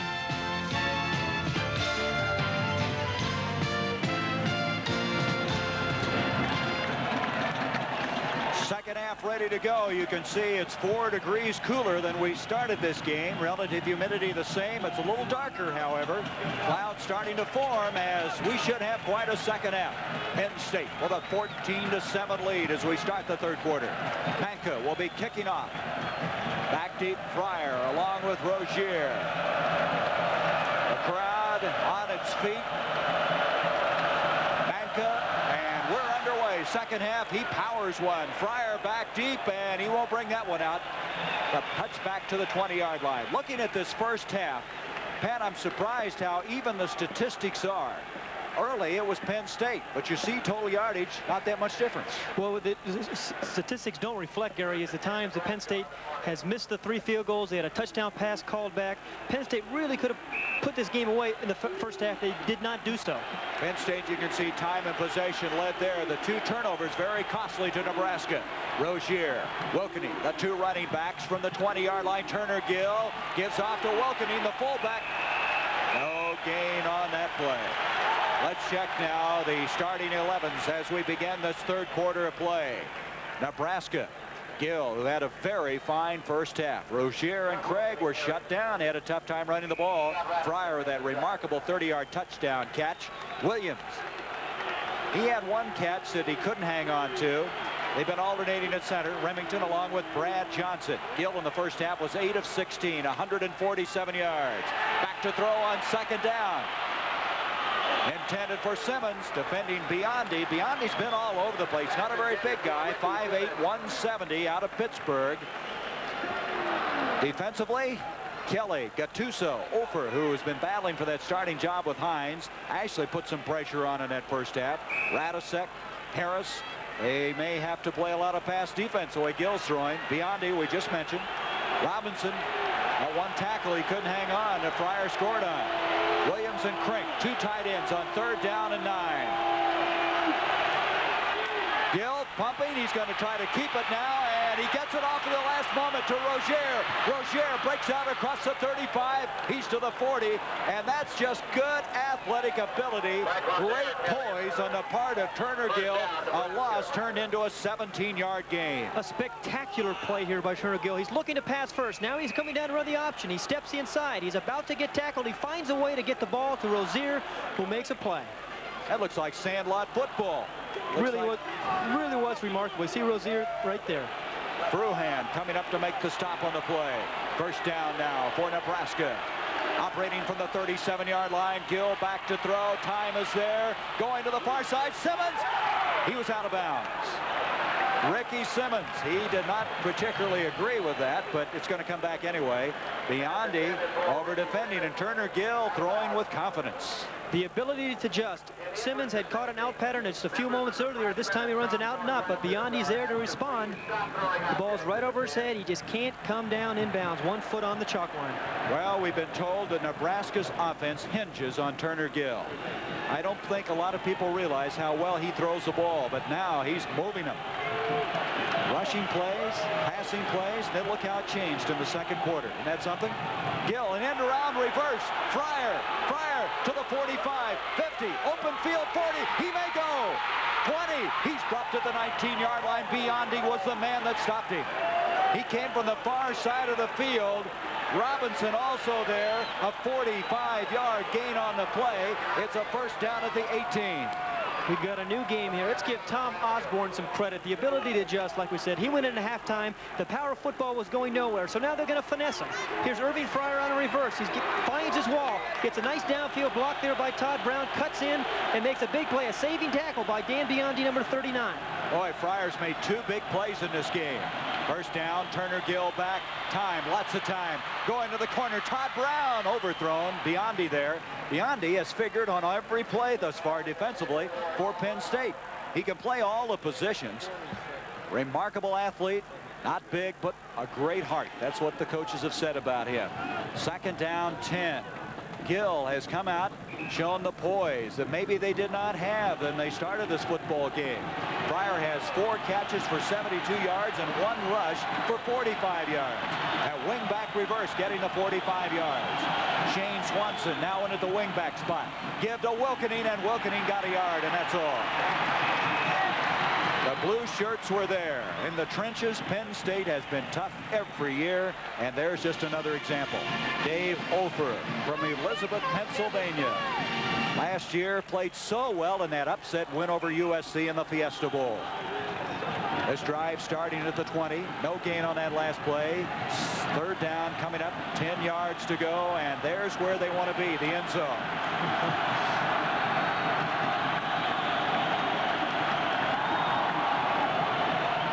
Third down, 10. Gill with time. Now he's in trouble. Gets it off to Rozier, and he has dropped the ball. Let's see. I think it's incomplete. It will be. What happened was Walker Lee Ashley came through, and Gill couldn't see anybody. He was stormed under, and that precipitated all the difficulty. Walker Lee Ashley has been in Nebraska's backfield all afternoon. You're going to see him here again. He's to Gill's back now. You can see Ashley fight off a block. He comes in, he puts some pressure on him. He's in his face. Gill does a nice job of getting rid of the ball. This will be a 35-yard field goal attempt. Remember, this is the first attempt of the year for Nebraska. Kevin Seibel to kick it. Turner Gill, the whole bad snap. He's in trouble. Gill. He's not going to get the first down. Boy, the field goal kicking teams have really had a difficult time. Penn State missed 3. Nebraska didn't even get a crack at it. They gained a yard on that play, and the ball turns over at the 17. This is what happens when you don't get much practice. They won 58-0 last week, and they hadn't had much practice kicking field goals. A poor snap. Turner Gill tries to make the best of it by getting to the outside, but the Penn State defense responds. Did they? They had a wave of tacklers at the 17.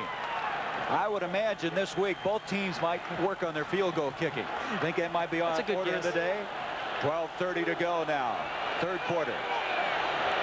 From the 17, Coles. Warner in the backfield. This is Warner. Warner out to the 25. Oh, what a run. He just glides. And to the 25, he's 2 yards short of the first down. He has 78 yards on the day. There is Warner and his company in that backfield. Blackledge, Williams, Garrity, Jackson. Jackson hasn't really been on the receiving end that much. McCluskey made a big catch earlier. And up front, they are protecting Blackledge so very effectively, and Warner has been shaken up on the play.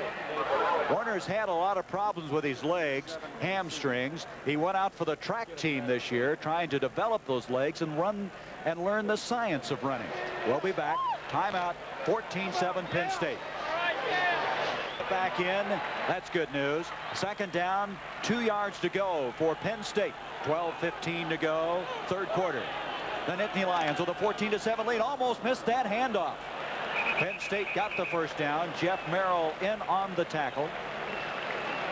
The Nittany Lions looks like they have it. Let's set defensively. Kreiner, who's been alternating up front with Bill Weber. Toby Williams. Merrill played strong football in that first half. Stuck in again in place of Doug Herman, who's hurt. Dan Kroger, boy, he made a pop in that first half. Lyday, let's check in to be sure he's in there. He was hurt, as you might recall, early, or I should say late in the first half when he tried to block the field goal attempt. He is in there. He is in there at left cornerback. So, as you saw it, is the way it is. It's first down now for Penn State. Cole, Skeeter Nichols now into the backfield. Blackledge back. Protection breaking down. Hits Cole. Flag on the play. Cole's to the 36-yard line. Blackledge took a pretty good shot that time. As up the middle came some pressure, but then the penalty flag thrown at the 40-yard line. And it looks as though Penn State's going to back up. Let's see. Little repair going on. Some of that hitting might jar some things loose, huh? That's Spiros, one of the tri-captains that may be going against Nebraska, holding against the Huskers. Spiros along with Walker Lee Ashley, Ken Kelly, the 3 men, the tri-captains for Penn State. Penn State has such depth in their backfield position. We've seen Joel Coles and Skeeter Nichols come in and defense, first down. And play very, very well when Kurt Warner's been out. These young men, they have great depth in their backfield position. You know, with the clouds getting here, getting darker, we have mobile lighting, Musco's lighting, and you're going to see a lot of that. That's the future. College football games in the evening when it gets dark, and it's beautiful the way the lighting has worked here. First down, off to John Williams. Williams to the 45, and This hard-nosed player is into the Nebraska into the field at the 48. Brett Clark made the stop. You wonder how anybody stopped Penn State rushing in the first 3 games, because they are running the ball effectively. Williams now with 46 yards on 6 carries. Somerville, New Jersey. It's like a happy young man.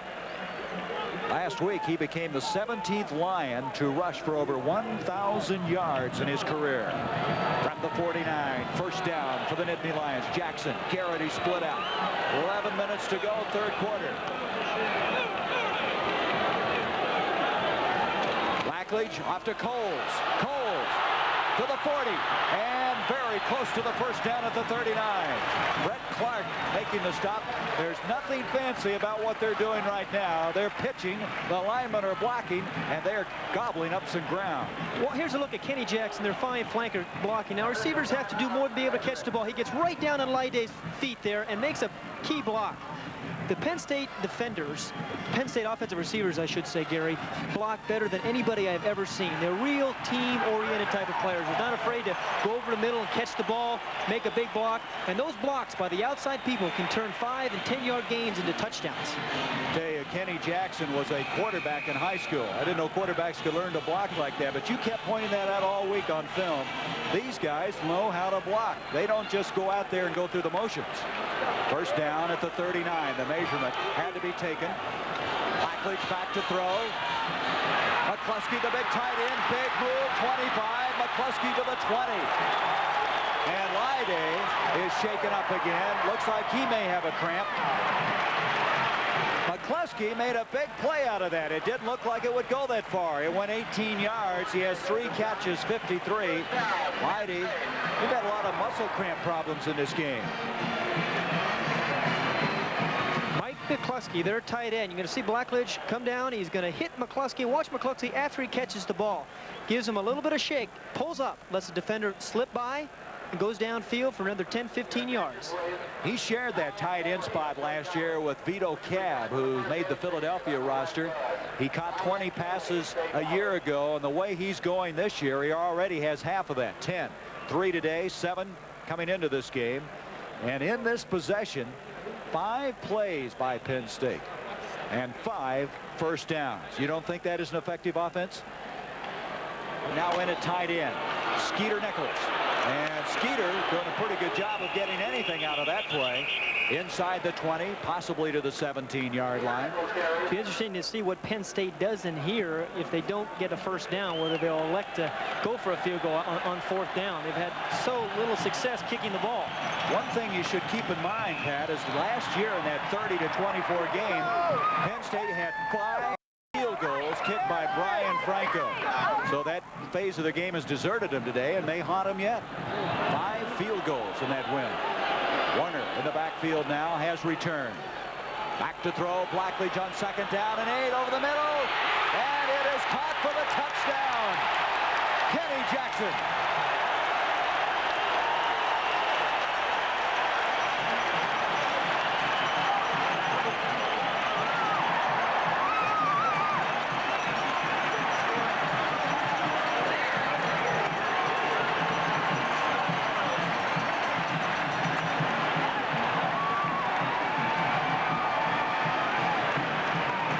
Jackson, his first catch of the day, and it goes for 6 points. 2nd touchdown pass of the day for Todd Blackledge at the 9:42 mark. Manka, who's been beleaguered today, attempting this point after. He has this one. 21-7. That is very impressive football by the Nittany Lions. Marching, moving that football 83 yards. 7 plays. Big play football. Here's Kenny Jackson, a very exciting receiver. It's a crossing route. You can't see Garrity. He's going to come underneath there. But Jackson just cuts it down right at the goal line. Blackledge drills this ball in front of the defender. And watch Kenny Jackson defend the ball by turning his shoulders in 2 yards deep in the end zone for the touchdown. Dave Burke, a sophomore from Layton, Utah, almost almost got a hand on it as you look at Kenny Jackson. That's his brother Roger Jackson, who plays in the defensive secondary. But that was so close to being broken up. But concentration, look at it again. Good offensive strategy by Penn State, because Dave Burke is their second team defensive back. Remember, Alan Leidy went out with some muscle cramps before. They went right to work on number 33, Dave Burke. Although he has him well covered, Kenny Jackson makes the catch for the touchdown. They think that Kenny Jackson may be the best in the country, and that was just a very fine grab. The junior from South River, New Jersey. He had 19 catches last year for 6 touchdowns, which tied a school record. That's his 15th touchdown catch of his career, which is a Penn State record. I thought Blackledge was going to throw that ball to Garrity. Garrity was wide open on the other side of the field on the crossing route. You know, another interesting thing, Blackledge's next touchdown pass will tie the season record of 15. We're only in the 4th game of the year. Irving Fryer, Rozier back. John Huffnagel and Chuck Fusina were the guys that threw 15 in one season. Fryer will bring it out. Manka hasn't been able to kick the field goals, but he can kick off. So from the 20, Nebraska down by 14. And Miami of Florida now. Remember, Jim Kelly's out of the lineup for the year, and they are leading. Washington, that's at half, playing Oregon. Washington ranked number 1 in one of the polls. Wokening, Rozier, the running backs from the 20. Nebraska now has to get things going. Turner Gill gives to Rozier, big hole, 25, 30, and he is close to the first down. The block up front that time by Steinkuhler and Quapic. 52 yards now for Rozier on 9 carries. That gets it out of some problems, moves it across the 30, and it is a first down. That's a first glimpse of daylight Mike Rozier's had all afternoon. He had a fine block there by Jeff Quapic and Dean Steinkuhler. Boy, the Bear was pushed today, wasn't he? And there's Florida. They've won again. They have gone through a tough schedule. First down across the 30. Rozier again, ad-libbing this time. His ad-lib gets him almost 5 yards. He had nothing doing on that play. Somehow reverted outside.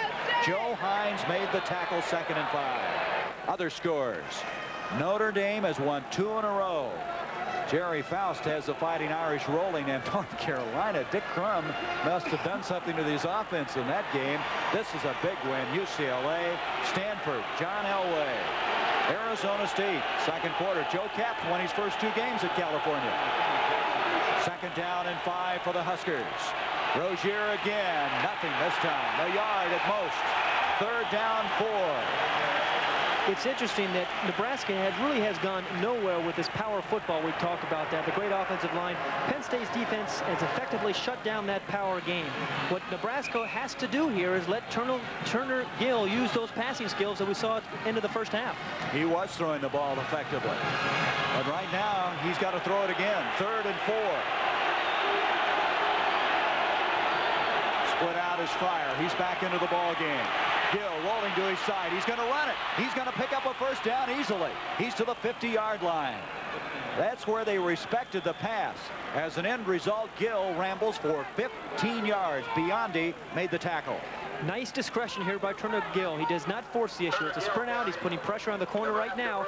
He's got Fryer and Ricky Simmons in the pattern, but he takes the ball down, follows his blocks, and makes a nice little gain out of it. Penn State, their defense being tested. They likewise were not sure how effective their defense would be. They're throwing that line up in the air for each point scored. That's going to be a long day, the way Penn State was moving here in the 3rd quarter. Back to throw. Gill, short. Turner Gill trying to hit Fryer. Fryer looked like he was having some muscle spasms or cramps. He's back in. Nebraska hoping that that offense can keep moving in this quarter now. Turner Gill is 0 for 5. Joe Paterno. Interesting what he had to say at halftime. I wonder if he went over and talked to Manka. Or do you not talk to your kicker? I think you stay away from those guys. 2nd down 10. Williams, Crank, 2 tight ends in. Turner Gill on the option. keeps it, 40, 35, cuts to the 30, and that's the athletic ability of Turner Gill. That play looked very, very common, didn't look like much was going, and the quick feet, the ability to run really came through. Turner Gill's going to run this option. He's going to look Walker Lee Ashley right in the eye, and he wins that duel, runs right by him. Ashley was concerned about the pitch. Gill did the right thing, kept the ball downfield for a first down. Ashley's probably talking to himself after that. You see Ashley again. Now he's going to worry about the pitch man.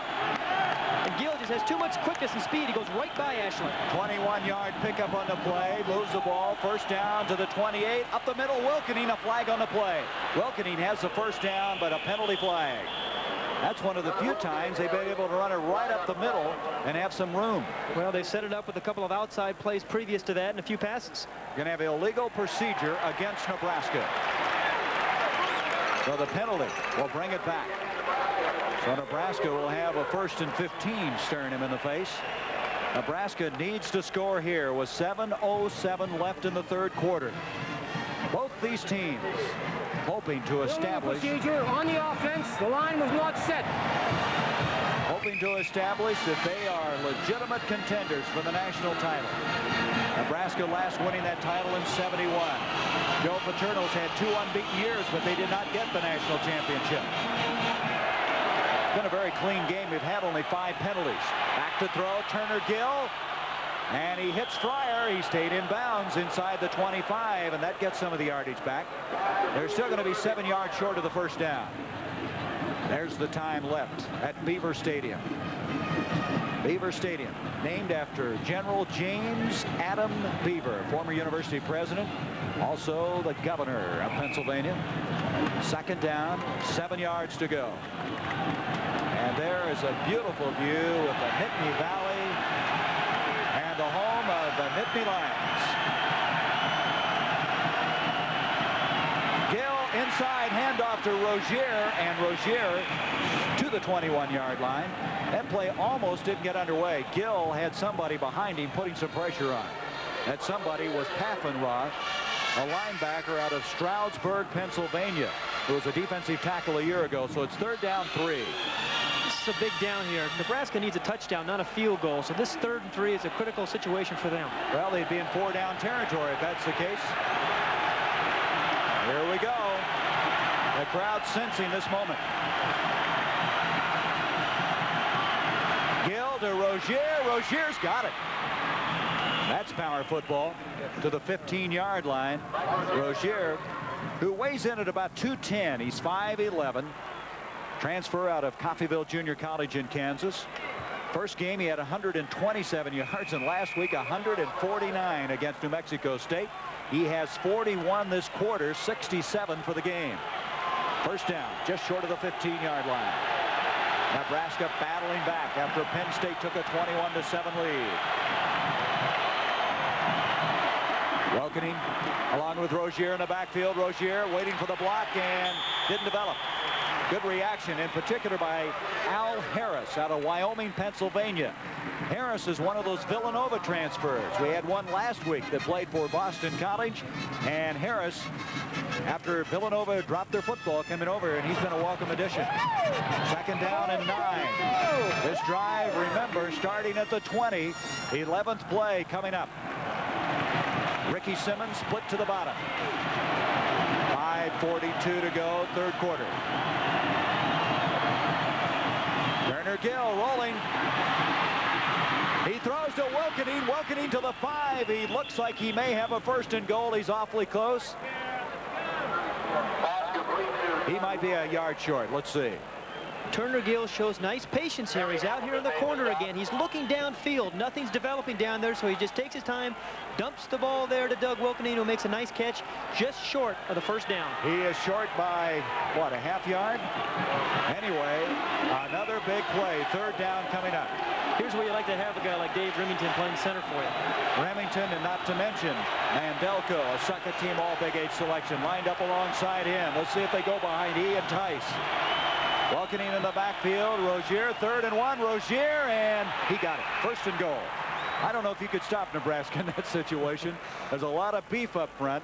They control the line of scrimmage. Ashley made the stop, but it's going to be 1st and goal at the 5-yard line, I believe. They're looking, but it's quite apparent they've got it. Now they're going to bring him in, and they're going to prove me wrong. I thought they had it anyway. Will I ever guess again, huh? I've been warned, Pat. I think they've got it. Yeah. Quarterbacks have better eyes, so I'm going to wait on you. I'm going to wait for the official. He's got the final vote. You deserted me. Okay, let's see. By the whole half length of a football. Had it all the way. Never a doubt. 1st and goal just outside the 5. I tell you, Nebraska has really shown an ability to get up off the floor. Twice today they've been down by 14. They've come battling back. They are 3 of 3 on this drive on 3rd down possessions, and that was just one of them. They converted them. 1st and goal just short of the 5. Turner Gill off to Wilkening. He'll drive it to the 3. 2nd and goal there. Wilkening. He is out of Littleton, Colorado. A very strong man at 218 pounds, a junior. He's a good blocker, and he led the state of Colorado in rushing and scoring when he was a senior in high school. Well, Nebraska's gotten down here in scoring territory. The last 2 plays, who have they gone over? Dave Remington and Mike Mendelko. This is the 14th play of this drive. I think Osborne is enjoying this. 2nd and goal from the 4. Fryer in the wing position. He'll go in motion. Turner Gill on the option, cuts it up, and he's going to make it to the 2, maybe inside the 2.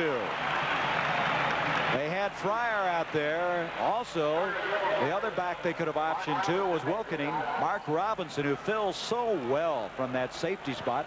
That's Robinson, number 32, Silver Springs, Maryland. He's the best in the country, according to Joe Paterno. Says we've never had a better one at that position. 2nd half statistics. Nebraska has the edge. Nebraska's got to get on the scoreboard. That's the big statistic. 3rd and goal at the 2. Turner Gill throwing, touchdown, Rozier. So again, Nebraska battles back. Turner Gill got hit that time as he released the football, but he still got the ball there. That was quite a drive. Both these teams have put impressive offensive efforts together, as you see some of the red from Nebraska. You go to Lincoln, which we will later this year for the Oklahoma game, and Pat, if you don't wear red, you feel like you're out of place. Seibel to attempt the point after. Gill holding the kick, and it's now 21-14. Penn State with now a 7-point lead after that 80-yard drive. Turner Gill does not see Walker Lee Ashley breathing down his throat. Just dumps the ball off there. You see Rozier wide open. They had a blitz on, had one-on-one coverage. Rozier beats Radishek. And as an end result, 7 points separating these 2 excellent football teams. Still 3:28 to go in the 3rd. Watch Irving Fryer, number 27 there, make a block. Now that man is supposed to be covering Mike Rozier, who you're going to see out here in the flat, who's going to catch the touchdown pass. Irving Fryer made the play, blocked that man, and Mike Rozier came wide open for the score. Excellent camera work. Our director, Bob Fishman, our producer, Rick Lasavita, on top of the scene as right now Seibel kicking off. 21-14, Penn State with the lead. That's Bauer. Kevin Bauer to the 15, breaks out of there to the 23. That looked like it might materialize into something very big. So Penn State was off the field offensively for 6 minutes and 14 seconds. You wonder, after that long 80-yard drive, what that does to you. But Blackledge, each time out, seemingly has been able to do what he's wanted to do. That last drive, they marched down in a hurry. The Nebraska defense, real Gary, has not answered the call all day long. This is critical for them right now to slow Penn State down, give their offense the ball back. Merrill in at that nose tackle. Stuckey alongside him. Toby Williams up front. To Joel Coles. And Coles out to the 28-yard line. That's what they used effectively in that other drive. Just the quick pitch, try to get outside. It's been effective. Dan Kroger over to make the stop. He had a brother Maury who played fullback for Nebraska in the 70s. Now with 3:04, it's 2nd down and 5 yards to go. Coles, Skeeter Nichols in there. Warner again might be having some problems with the legs. Skeeter Nichols, very fine football player, just a sophomore. Blackledge on second down. He gives up to Skeeter Nichols. Nichols, 30, 35, first down, 40, 45, all the way to the 50-yard line. That is depth. You bring a sophomore in for a Heisman Trophy candidate and get that kind of production. Brett Clark eventually rammed him out of bounds. Tom Osborne has been concerned about his defense, and all day long the defense has not done a good job. Skeeter Nichols around the corner. Nobody's there putting any pressure on him. He gets a nice lead by Ron Heller, number 78. Skeeter Nichols around the corner for a big gain. You mentioned 78. He was a tight end at the start of the year. Ron Heller, just the shuffling that Joe Paterno does so well. 22-yard run to the 50. Back to throw. Blackledge, Battaglia blocking for him. Complete to Kenny Jackson. Jackson to the 40. Boy, is he quick. Dan Kroger somehow got out there with him. Jackson, you might recall earlier, catching the touchdown pass. His first catch of the day, and now he has his second, and to the 40-yard line. Looks like they're just short of the first down. It'll be second down and less than a yard to go. Kenny Jackson again went to work on Dave Burke. You see Tommy Osborne trying to get something going with his offense. They had a very successful drive last time up. Here you see Dave Remington there in front. Joe Paterno on the other side has that offense moving again. Coles, Nichols in the backfield. Blackledge on second and less than a yard. McCluskey, he's run out of room. On the far sideline, defending was Harris. Also getting over there was Chris Van Norman. And that'll bring it to third down. And you see the difference in Penn State football there, Gary. That was second and about a half a yard. And what do? They go deep with the tight end, McCluskey, down the sideline. Now, second and a half yards is a good time to do that. It's called the throwaway down. Now, they have third and short here, and they can still pick up the first down. And that shows you how much they are short. Again, I wonder if Penn State through the years would have done that. That might be a new wrinkle, too, the way they've attacked this thing. They are a wide-open football team. Here is Blackledge sneaking it forward. Now, there is a man that would be tough to stop, I would think, in those circumstances. Blackledge is 6'4". He weighs 222 pounds.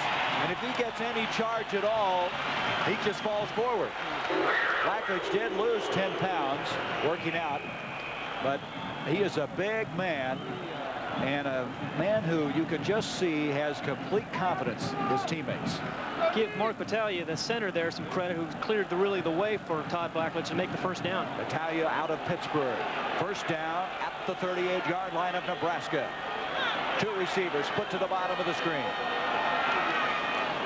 Skeeter Nichols. Nichols hemmed in and may have gotten back to the line of scrimmage, and that's all. Nebraska reacting well. 1 minute, 10 seconds to go, third quarter. Steve McWhirter over. McWhirter, a hard luck player last year, sustaining that knee injury. He battled back. He lost his starting job, but now playing a lot of football, and this his senior year. This drive by Penn State does a couple of things, Gary. Number one, it gives them an opportunity to score, but more importantly, it keeps Nebraska's offense, who's got a hot hand right now, off the field. Jackson to the bottom of the screen. Garrity split to the top. Second down, 10. Pressure put on, and John Williams had it. They're going to rule it a completion, I believe, and Nebraska's return has come up with a football. I don't know if he had this one. Joe Paterno is on the field on the far side. Let's look at it again. Williams is claiming he never had possession. Gary, that might have been a backward pass, otherwise known as a lateral, which would have made that ball live. Dave Ritter was over there. He put the hit on him. Let's see. Now you're going to see Todd Blackledge. It's tough to tell from this angle here, but if that ball is thrown behind him, it's a live ball. It's called a backward pass, otherwise known as a lateral. And that's why the ball is still alive. That replay indicated he had it for a stride. Anyway, Nebraska, big turnover at the 50-yard line. Given a new man in the ball game, Jeff Smith. Jeff Smith, who's been a sensation in the early going, a sophomore from Wichita. First time he touched the ball, he went 80 yards for a touchdown this year. Let's look again. I want to be convinced on this. You take over, Mr. Hayden, and explain this one to me on the last pass to John Williams. Well, we're going to have it here in a moment. From the 50-yard line, second down, 10. We'll get to it in a moment. Randy Tice has come out of the ball game. John Sherlock has replaced him at offensive tackle. And that is going to be the end of the third quarter. The score here at Beaver Stadium. Penn State 21, Nebraska 14. We'll be back with fourth quarter action after this message and a word from your local station. Coverage of today's game is sponsored by Chevrolet, who invite you to take charge of a new Chevrolet car or truck at your Chevrolet dealers now. The Bell System, putting the Bell Network to work for your business. And by Zenith System 3, the quality goes in before the name goes on.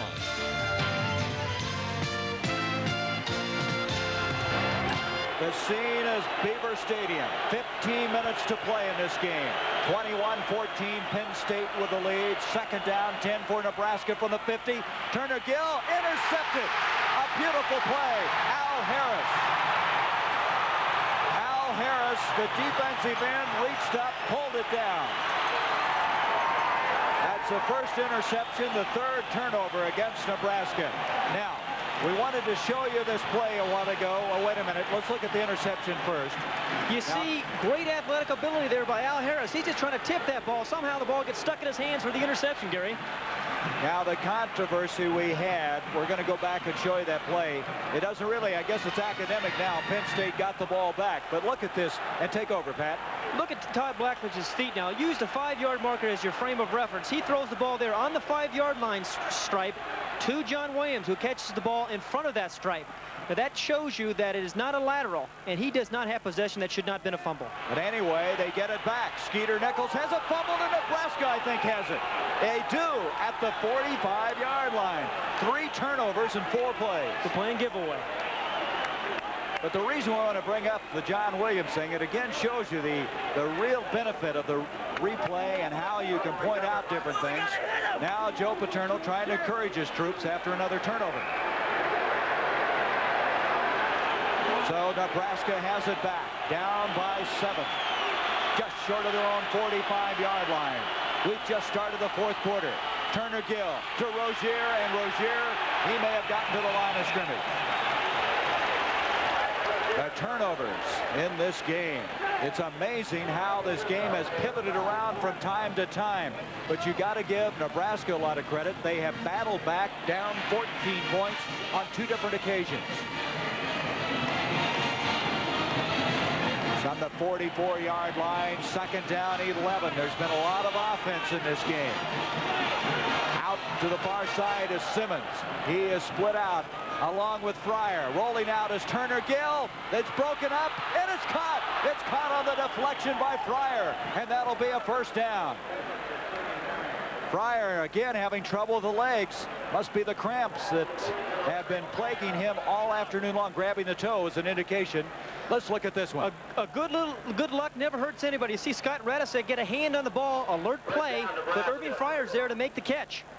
We've had something develop on this last play as Fryer's coming out. The lights have gone out on this near side of the field. And they will continue play. The ball at the 38-yard line. It's getting dark here because it's overcast. Some rain has been forecast. First down from the 38-yard line. Up the middle. This is Wilkening to the 30, to the 25. He fumbled the ball. It's loose. And Nebraska has it. Much to the dismay of the Nittany Lions. There's Joe Paterno. He wants to sort out what's happening. The ball is just elusive right now. Both teams having a tough time hanging on. You're going to see Doug Wilkening right over Dave Remington. He breaks into the clear. Now, you're going to see his fumble coming up. Now, you must remember, you have to have possession of the football to gain control. Here you see a lot of Penn State players diving after the ball. Nobody had a control before the ball went out of bounds. Very good call. It's a split coup. Remember that. The Independents along with a big 8. 15-yard gain on the play with the fumble included. Pass intended for Brown. That'll stop the clock with 13:44. A lot of things happening here in bunches. That stops it. Brings up second down 10. Look at the yardage in this ball game in the third quarter. And total yardage, 735 yards of total offense. That's incredible considering you've seen at least one very good defense in Penn State. Nebraska, although their defense has not been tested up to now, they were pretty good coming in. Our statistician Mike Swanson's been a busy man here today. Second down 10, inside the 25, up the middle. Doug Wilkening, who's playing now and playing very effectively, short of the 20-yard line. It's going to come to a third down, still 7 yards to go. Lots of time left in this fourth quarter. Nebraska, you might recall, tried one field goal. They didn't even get it underway. Would they try it again? Brown split out. Fryer split out. Wilkening, Rozier, the running backs behind Turner Gill. Turner Gill rolling out. Broken up. And it's fourth down. It looks like Mitch Krink was the intended receiver. But number 70 batted it down. A man shaken up is Ken Kelly now for Penn State. Ken Kelly out of Stratford, New Jersey. One of the tri-captains. He was a part-time starter last year for Joe Paterno. Had a great spring. They say the biggest difference is him is he works so hard on the weights in the spring. Timeout. Penn State by 7. Of Evanston, aren't they? Northwestern ended that long scheme. There is Ken Kelly. He looks like he's going to be all right. It's field goal time for Nebraska. And this is not anything but an anxious moment for the Cornhuskers. The last time they didn't even get the kickoff. Seibel had not attempted any prior to this game. And this time he's going to try one. They're going to mark it at the 27. It'll be a 37-yard attempt. There is Seibel. Seibel's kick, and it is up. It's good. And Seibel kicking his first field goal of this season, and it's 21-17. A good hold there by Turner Gill, because that snap again was low on the ground. Turner Gill had the hands and the poise to pick it up, place it on the tee for Seibel to kick the field goal. You saw the Nebraska section, the red, the Nebraska Cornhusker, their team trailing 21-17. Now out to the 20, and he got about a yard extra. Wait, the ball is loose again, but it's been blown dead. He got a yard for his efforts. Out to the 21-yard line. Now the question, you're leading 21-17. Do you get a little more conservative, or you just keep cranking up the passes as Penn State has done so well? Well, this is where Penn State would like to have that strong running game, believe me, where they control the ball and the clock. However, they've been so successful passing the ball, I would expect to see them continue doing that here in this fourth quarter. Well, let's see what happens from the 21. By the way, Ken Kelly went off a while ago, had a pulled hamstring. Warner, Williams, backs behind Todd Blackledge. 12:56 left in this fourth quarter. This game has been up to what we expected. Off it goes to Williams. 25, 27-yard line. John Williams to the 27. It'll bring up second down and almost 5 yards to go. The offense in this game, we expected a high-scoring game. It did not start out that way, however. And there in the second half, both teams have put it all together. Kurt Warner now comes out of the ball game. Skeeter Nichols replaces him at the tailback. Kenny Jackson, Greg Garrity split out for the Nittany Lions. This series 5-4 in favor of Penn State. Fourth consecutive year they've met. Back to throw, Blackledge. Complete to Williams. And Williams is drowned in a hurry by Dave Burke. Dave Burke, one of the many sophomores they're playing in the secondary. He was the number 4 backup in spring, then has come on this year to be the number 2 left cornerback behind Lyday. Washington struggling with Oregon. Third quarter. Arizona State, they're unbeaten. California's unbeaten. Joe Cap, surprising start. Oh, look at this. Michigan State. Remember, Miami playing without Jim Kelly. Third down 2 for Penn State. And we may have a timeout, which is what we're going to have. That'll be the first timeout used by either team in the second half. 11:36 left to go in the fourth quarter. Penn State, decision time coming up. We come back, it's 3rd and 2. At their own 29-yard line. They have the power backfield in. Now they jump Williams into the wing position. Send Williams in motion. Blackledge, pitch to Mumford. First down. Tony Mumford Sophomore from Lindenwood, New Jersey. Good blocks thrown up front. We're going to take a look here at number 85, Wade Priner, the defensive end for the Nebraska Cornhuskers. He does his best in trying to turn the play inside, which he does, but Tony Mumford turns it inside for a big 3rd and 2 play. This is the same formation they scored the touchdown earlier on in the game. They just have 3 backs, the power type of play, running off tackle. Williams and Skeeter Nichols, the running backs. That's a 23rd first down in this game for Penn State. Nebraska has 17. Here is John Williams. Williams to the 40, 45. Another first down. He's all the way to the 50. Williams is not that big, but he was running with people on top of him. 5'10", 198. Dave Burke eventually, along with Dave Ritter, made the stop. 68 yards now for John Williams. There's Dave Remington. He wants that football back. The Huskers down 21-17, and the Outland Trophy winner wants his team to get the football without more points to catch up with. 10:45 to go in this game. Garrity, Jackson split up. Williams, Skeeter Nichols in the backfield. This is Williams and nothing. The reason Dave Ritter closed in. Ritter, who started 1 game last year for Nebraska, has 8 brothers and 4 sisters, and is from West Point, Nebraska. A loss of 1 on the play. Your attention, please. Joe Kraus from It's an interesting statistic. Very nice balance. What surprises us coming into the game, we expected Penn State to be heavily a passing team. They have been up to this point. They've shown great balance, and it's really helped them on this drive where they're keeping the ball away from Nebraska. Joe Paterno has put his team together and been ready for this big game, and they've been equal to it. Excellent offense. Todd Blackledge on 2nd and 11. Pressure put on. He gets away from Dan Kroger. Broken up. Nice play by Dave Burke. Burke over the back of Kenny Jackson. But what almost proved to be a very big mistake, Dan Kroger missed the tackle on the blitz. Watch Blackledge's strength here. You can see Dan Kroger, as you mentioned, come in. He's got a clear shot at him, but a big 6'4", 220-pound quarterback shakes him off, gets rid of the ball. Great coverage here by Dave Burke, who tries to make a play and keeps Kenny Jackson from catching the ball. Dave Burke from Layton, Utah, a 2-time All-State, state's most valuable player from Utah.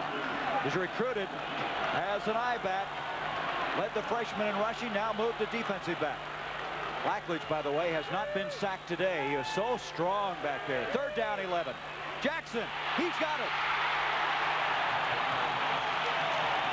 Kenny Jackson, so close to being broken up, but he made the grab.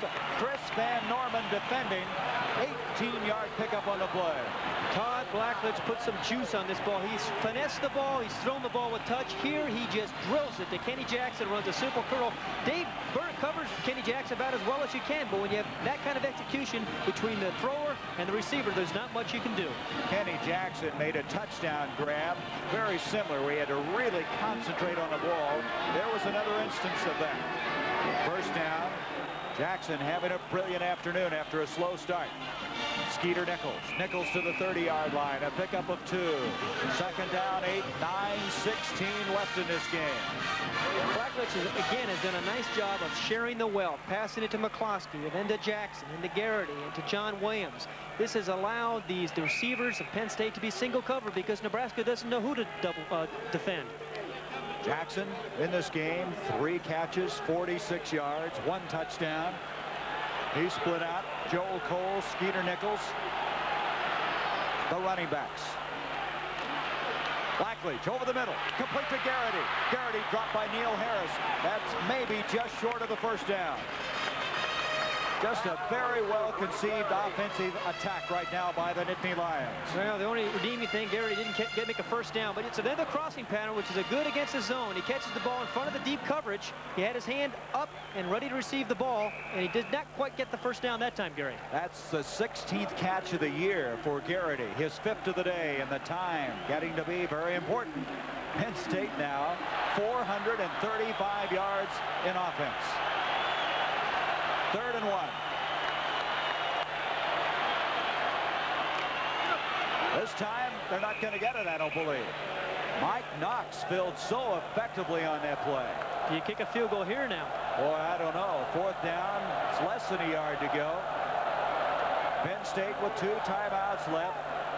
No field goal unit coming in yet. Remember, Manka has missed 3. They're going to go for it. The crowd loves it. I believe he has the first down. A little tougher that time. Dan Kroger was first to get there defensively. They may have to measure. Nebraska's saying they've held.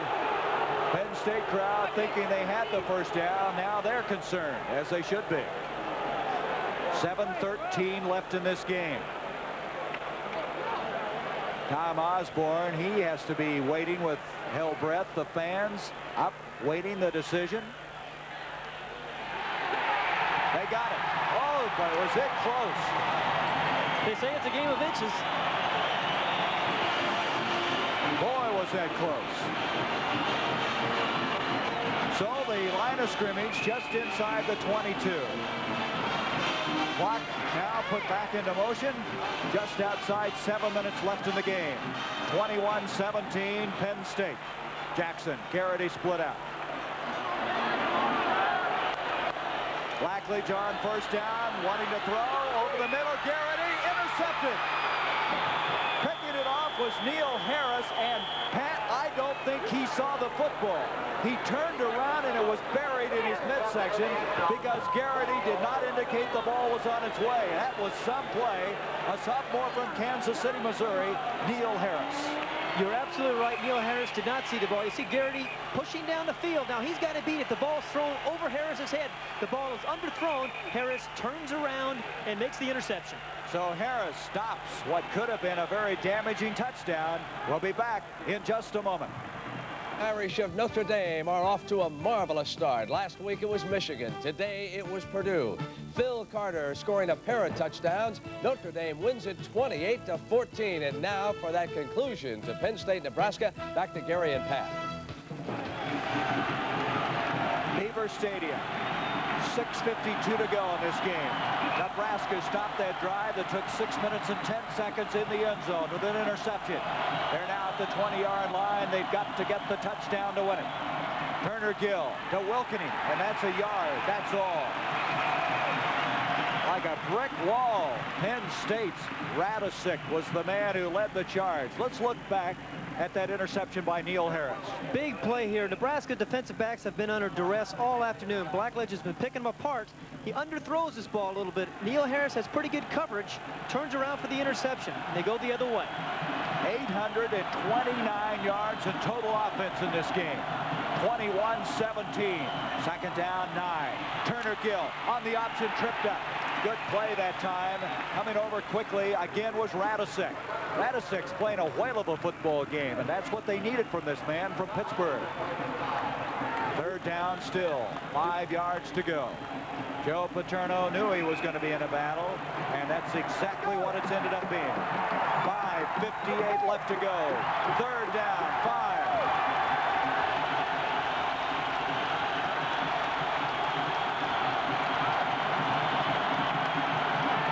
Gill wanting to throw, open, Todd Brown, he's got it, that's a first down. And Nebraska still very much alive to the 37. Radisick over there again, 13-yard pickup. So Turner Gill on 3rd and 5 comes through. You can see both receivers, they're both running out patterns. Dan Biondi gives Fryer a little bit too much room. Todd Brown, excuse me, a little bit too much room. He makes the catch for the first down. Almost turns into a big play had not been for Radisick, number 97, coming in and stopping him from behind. Brown, 3 catches, 60 yards. 2 tight ends. Williams, Crink into the ball game now for the Huskers. 1 first down and 10 up the middle. Inside goes Rozier across the 40 to the 42 with 5 minutes and 14 seconds left to go in the game. They have time on this drive, but it may be their last opportunity. I really get the feeling that Nebraska is playing with so much more confidence now than they did in that first half. They just feel that they can do it. They've had a hot hand this second half here. Turner Gill's done a nice job. They have their power football rushing game going better than it did early on. Rozier, 74 yards on the day. Second down, 5. They're picking up some good yardage on that first down, which gives them more options. Turner Gill rolling out. Up the middle, complete to Williams, the tight end. First down at the 40. Turner Gill hitting the tight end, who has been quiet today. Hasn't had that opportunity very often. An 18-yard pickup. Mark Robinson on the tackle. Jamie Williams is 6'5". You're going to see Turner Gill hit his big target. He looks outside first, comes down to Jamie Williams, who hit an open seam. The Penn State defense was more concerned with Todd Brown that time. So what Turner Gill do? He went to the tight end, number 80, Jamie Williams. And that is his first catch of the day, Pat. 4:26 to go. First down, short of the 40-yard line. Turner Gill on first down, wanting to throw. Crink, the other tight end. And he drags the tackler inside the 30. That's Harry Hamilton. And that'll be another first down, I believe. There's the time. They stop the clock to move the chains. Turner Gill, who threw the ball very effectively, you might recall, at the end of the first half. Now doing it in the fourth quarter. Simmons, along with Shane Swanson, alongside Tom Osborne. They'll send the plays in through the wingback spot. First down, just inside the 30-yard line. 4 minutes, the clock moving at this particular time.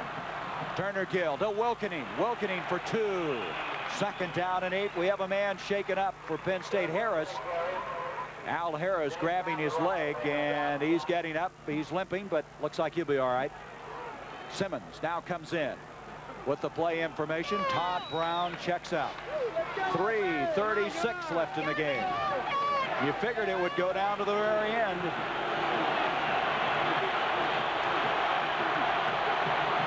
Second down, 9.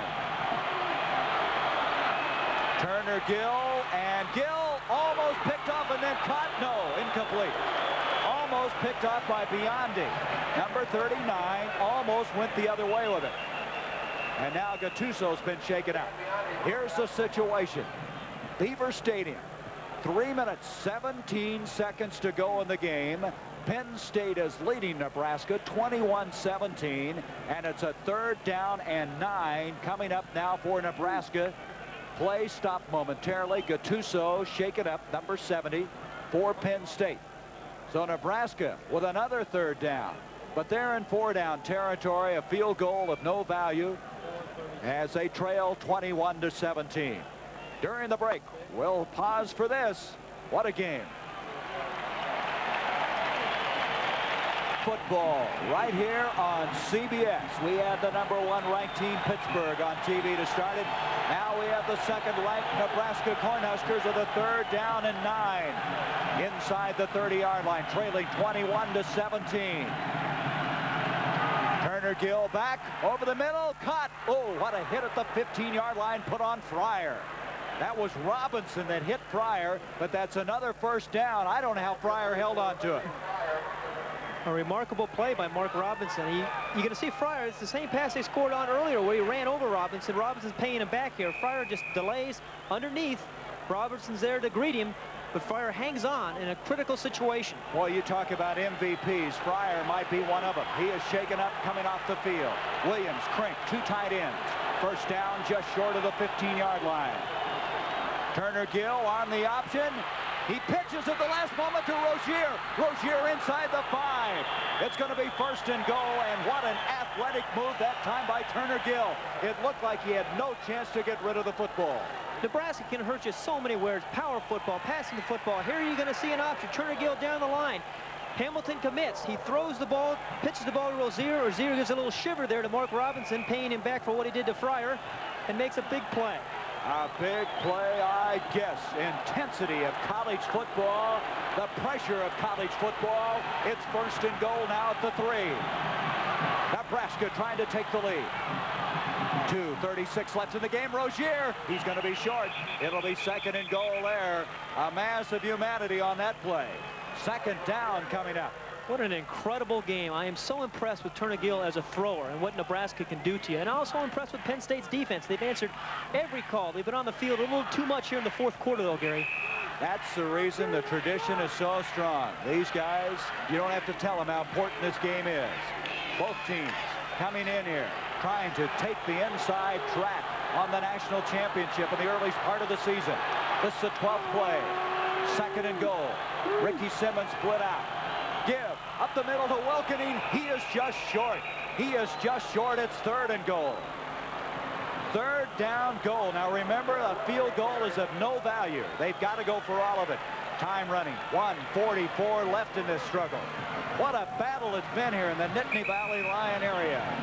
The clock still running with 1:36. Nebraska has all 3 timeouts left. There's the distance they've got to go to win it. And there's the clock. 3rd and goal. Turner Gill sneaking, and no determination. Touchdown.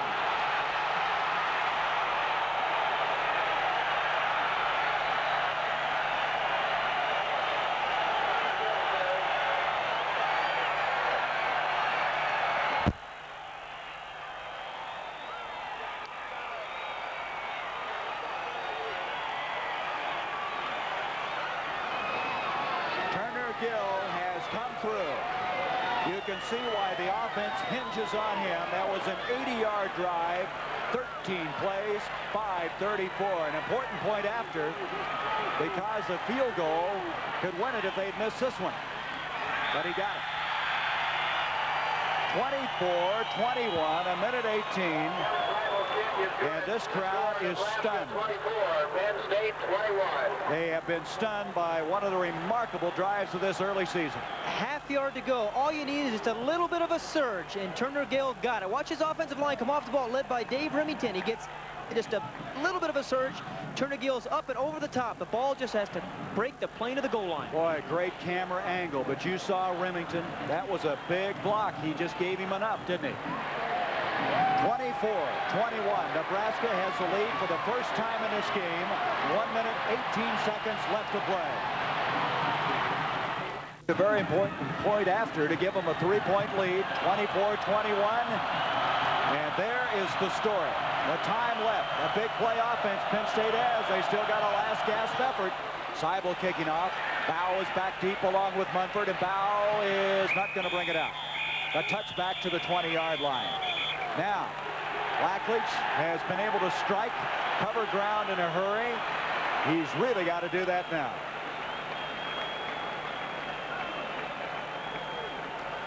We're going to see Turner Gill here. Here's where you're happy to have a Dave Remington in front of you. Turner Gill just hops over the top. All he needed was a half yard. Got the ball. You see him reach the ball out, stretch the ball out across the plane of the goal line. We had a flag on that last play. Tom Osborne wants to know.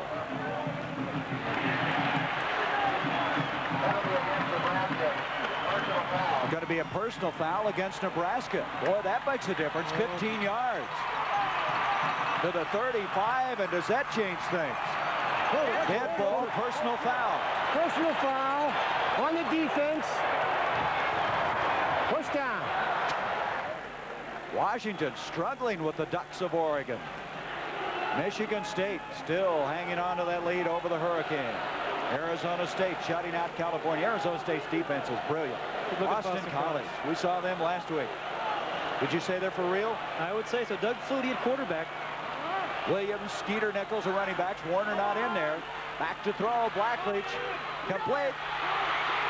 Nichols 40, 45. First down to the midfield stripe. Mike Knox made the stop with 15-yard pickup. And with a minute 8 now left. Watch co-captain number 56, Pete Sparrows, the offensive guard. He's going to make a key block here for Skeeter Nichols. You're going to see him come out and make a block right there, number 86. You see Skeeter just following his blocks. Back to the live action. First down for the midfield stripe. Blackledge again. Bow. He dropped it. Bow tried to make a move before he caught it. Dave Burke, who's played very well in the second half defending on the play. That stops the clock with 57 seconds. In this game, Blackledge is 19 of 33, 251 yards, 2 touchdowns, 1 interception. However, in the second half, hasn't thrown for as much yardage. He's 8 of 10 for 76 yards. Mike Swanson, what a statistician he is, and they've had some offense at one time, just moments ago, 911 yards of it. There's the time left. Second down, 10. Blackledge with protection. And cut. Coming up with a catch is Kenny Washington. Kenny Jackson coming up with a catch. We had to wait. He disappeared from view. 16-yard completion. His 4th catch. for 62 yards. First down at the 33, and they are coming right back, Pat. What a game we've had. What an offensive show by this Penn State team. You see the look of dismay, the concern of that Nebraska bench. Merrill now comes out of the game. First down, 33-yard line. 52 seconds left in this game. Nebraska leading by 3. Blackledge a little delay to Williams. That did not fool Nebraska at all. They may have lost a half yard. That takes some valuable time. We have a timeout now called by Penn State. They now have 1 timeout left. Joe Paterno has some decisions to make. 47 seconds left in this game. Blackledge will head to the sideline. What do you think is going through Minka's mind right now, Gary? He's missed 3 field goals. It may come down to the final play where he's going to kick the ball. Well, he's missed 3. You know, another question you have is, do you even go for the tie? Do you go for all of it? That's true. Wind has picked up just a little bit. It'd be blowing into the face of the field goal kicker should they elect to do that. Ball at the 34.5-yard line. This has just been a remarkable afternoon. And Connecticut defeating Yale. Delaware a winner. Penn defeating Lehigh.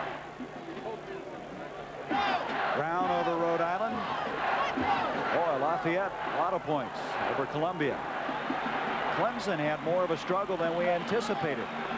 Duke has scored a lot of points. And Maryland gave this Penn State team a real battle, finally losing 39-31. Maryland has a very good football team. Both teams now have identical total yardage in this game, 471 yards. Second down, 11. Boy, the crowd is quiet. Blackledge going for all of it. Harris is down there along with Garrity. They're out of the end zone. Harris, who intercepted earlier, defended well on that play. Third down, 11.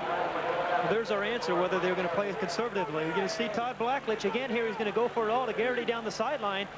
He lays it up. He's got good coverage here by Neil Harris. Ball is just overthrown out of the end zone. Good defense by number 11, Neil Harris. And so Joe Paterno has 3rd and 11. 2 plays possibly which to pull this out as you look at Dave Remington trying to encourage his defensive teammates. Blackledge, protection, breaking down. He gets it off incomplete. That was Merrill who came through along with Toby Williams. Jeff Merrill put the pressure on Blackledge. It's 4th down, 11. 35 seconds. You see Todd looking to the scoreboard. Joe Paterno's going to go for it here. I don't think he has a choice. They're too far out for a field goal. Be about a 52-yard attempt. Plus, Manka's missed all 3. And the wind that we mentioned earlier. That's just absolutely. What are the statistical possibilities of that happening? Unbelievable.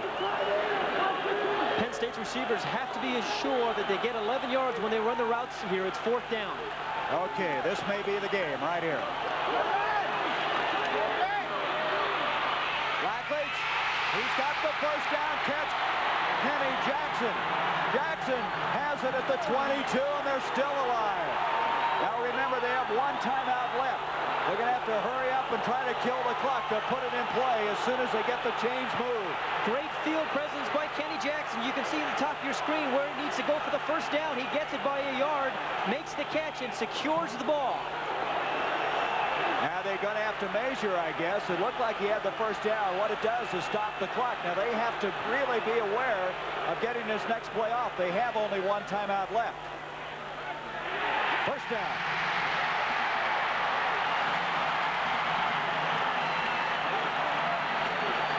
Ready to go. They have the team up there ready to snap the ball. Tom Osborne, he must be churning inside. They will not start it until they put this in motion. Now they put the time in motion. You see it. Blackledge back. First down pass. He's going to run. He's going to have to get out of bounds, and he does. He stops the clock with 13 seconds. Still conserving the 1 timeout. He had a long time back there, but nobody was open. Nice coverage there by the Nebraska secondary. Again, they've been maligned all afternoon. They did a job when they had to. 13 seconds left. Penn State trailing by 3. I don't know. Now what would you do? You do have the range of a field goal if you don't get it on this play. You have the one timeout left to kill the clock. Although the ball's in the left hash, it's a severe angle for a soccer-style kicker. Jackson Garrity split to the bottom of the screen. Williams, Nichols are running backs. 2nd down and 5. McCloskey. McCloskey's got it at the 2-yard line.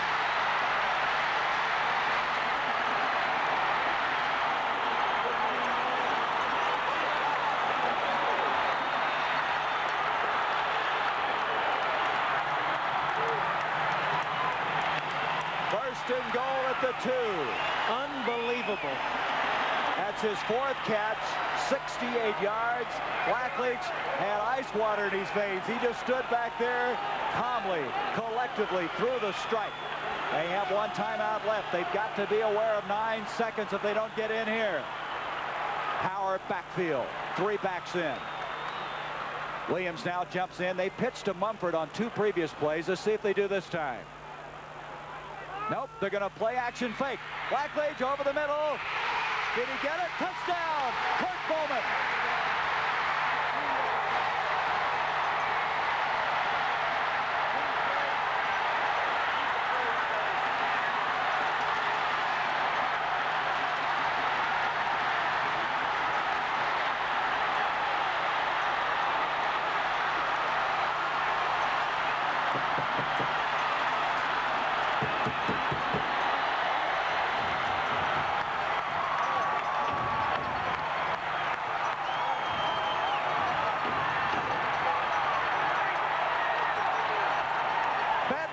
Broken out. They have to get the fans restrained. They came on to the end zone area.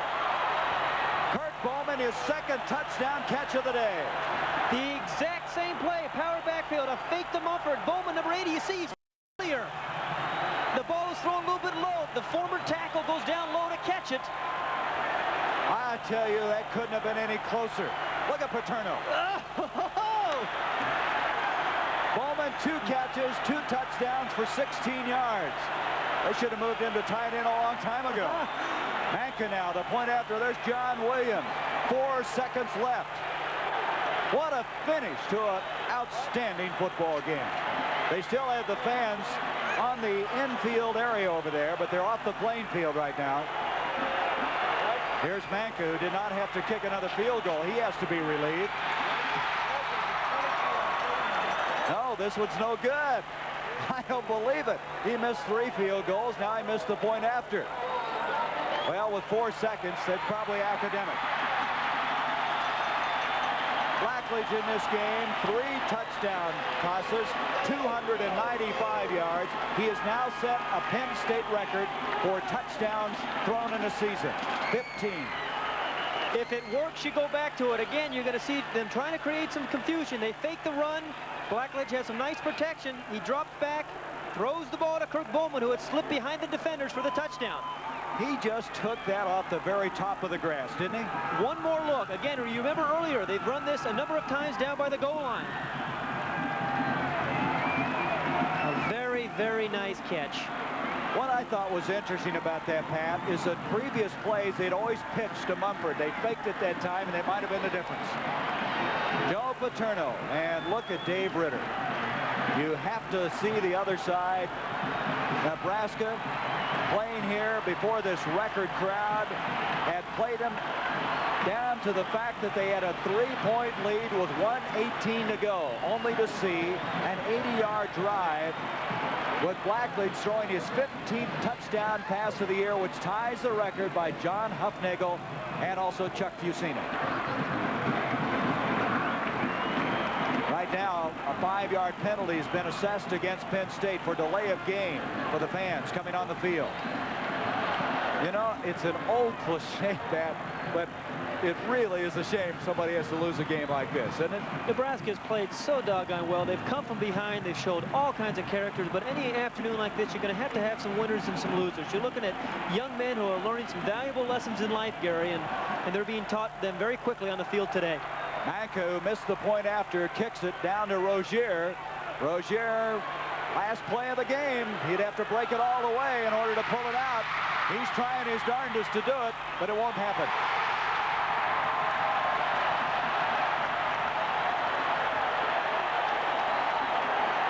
They're tearing the goalpost down.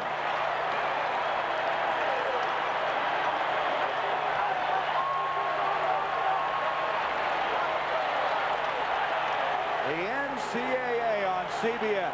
What football we've had this Saturday afternoon. Penn State 27-24. 7-24. Penn State winning their 4th game of the year against no setbacks. And the Chevrolet players of the game. From Penn State, Todd Blackledge, 23 of 39 for 295 yards, 3 touchdowns and 1 interception. And for Nebraska, Turner Gill, 16 of 34, 239 yards. A check in the amount of $1,000 will be donated by Chevrolet to each school's general scholarship fund to further assist students in all chosen fields of academic endeavor.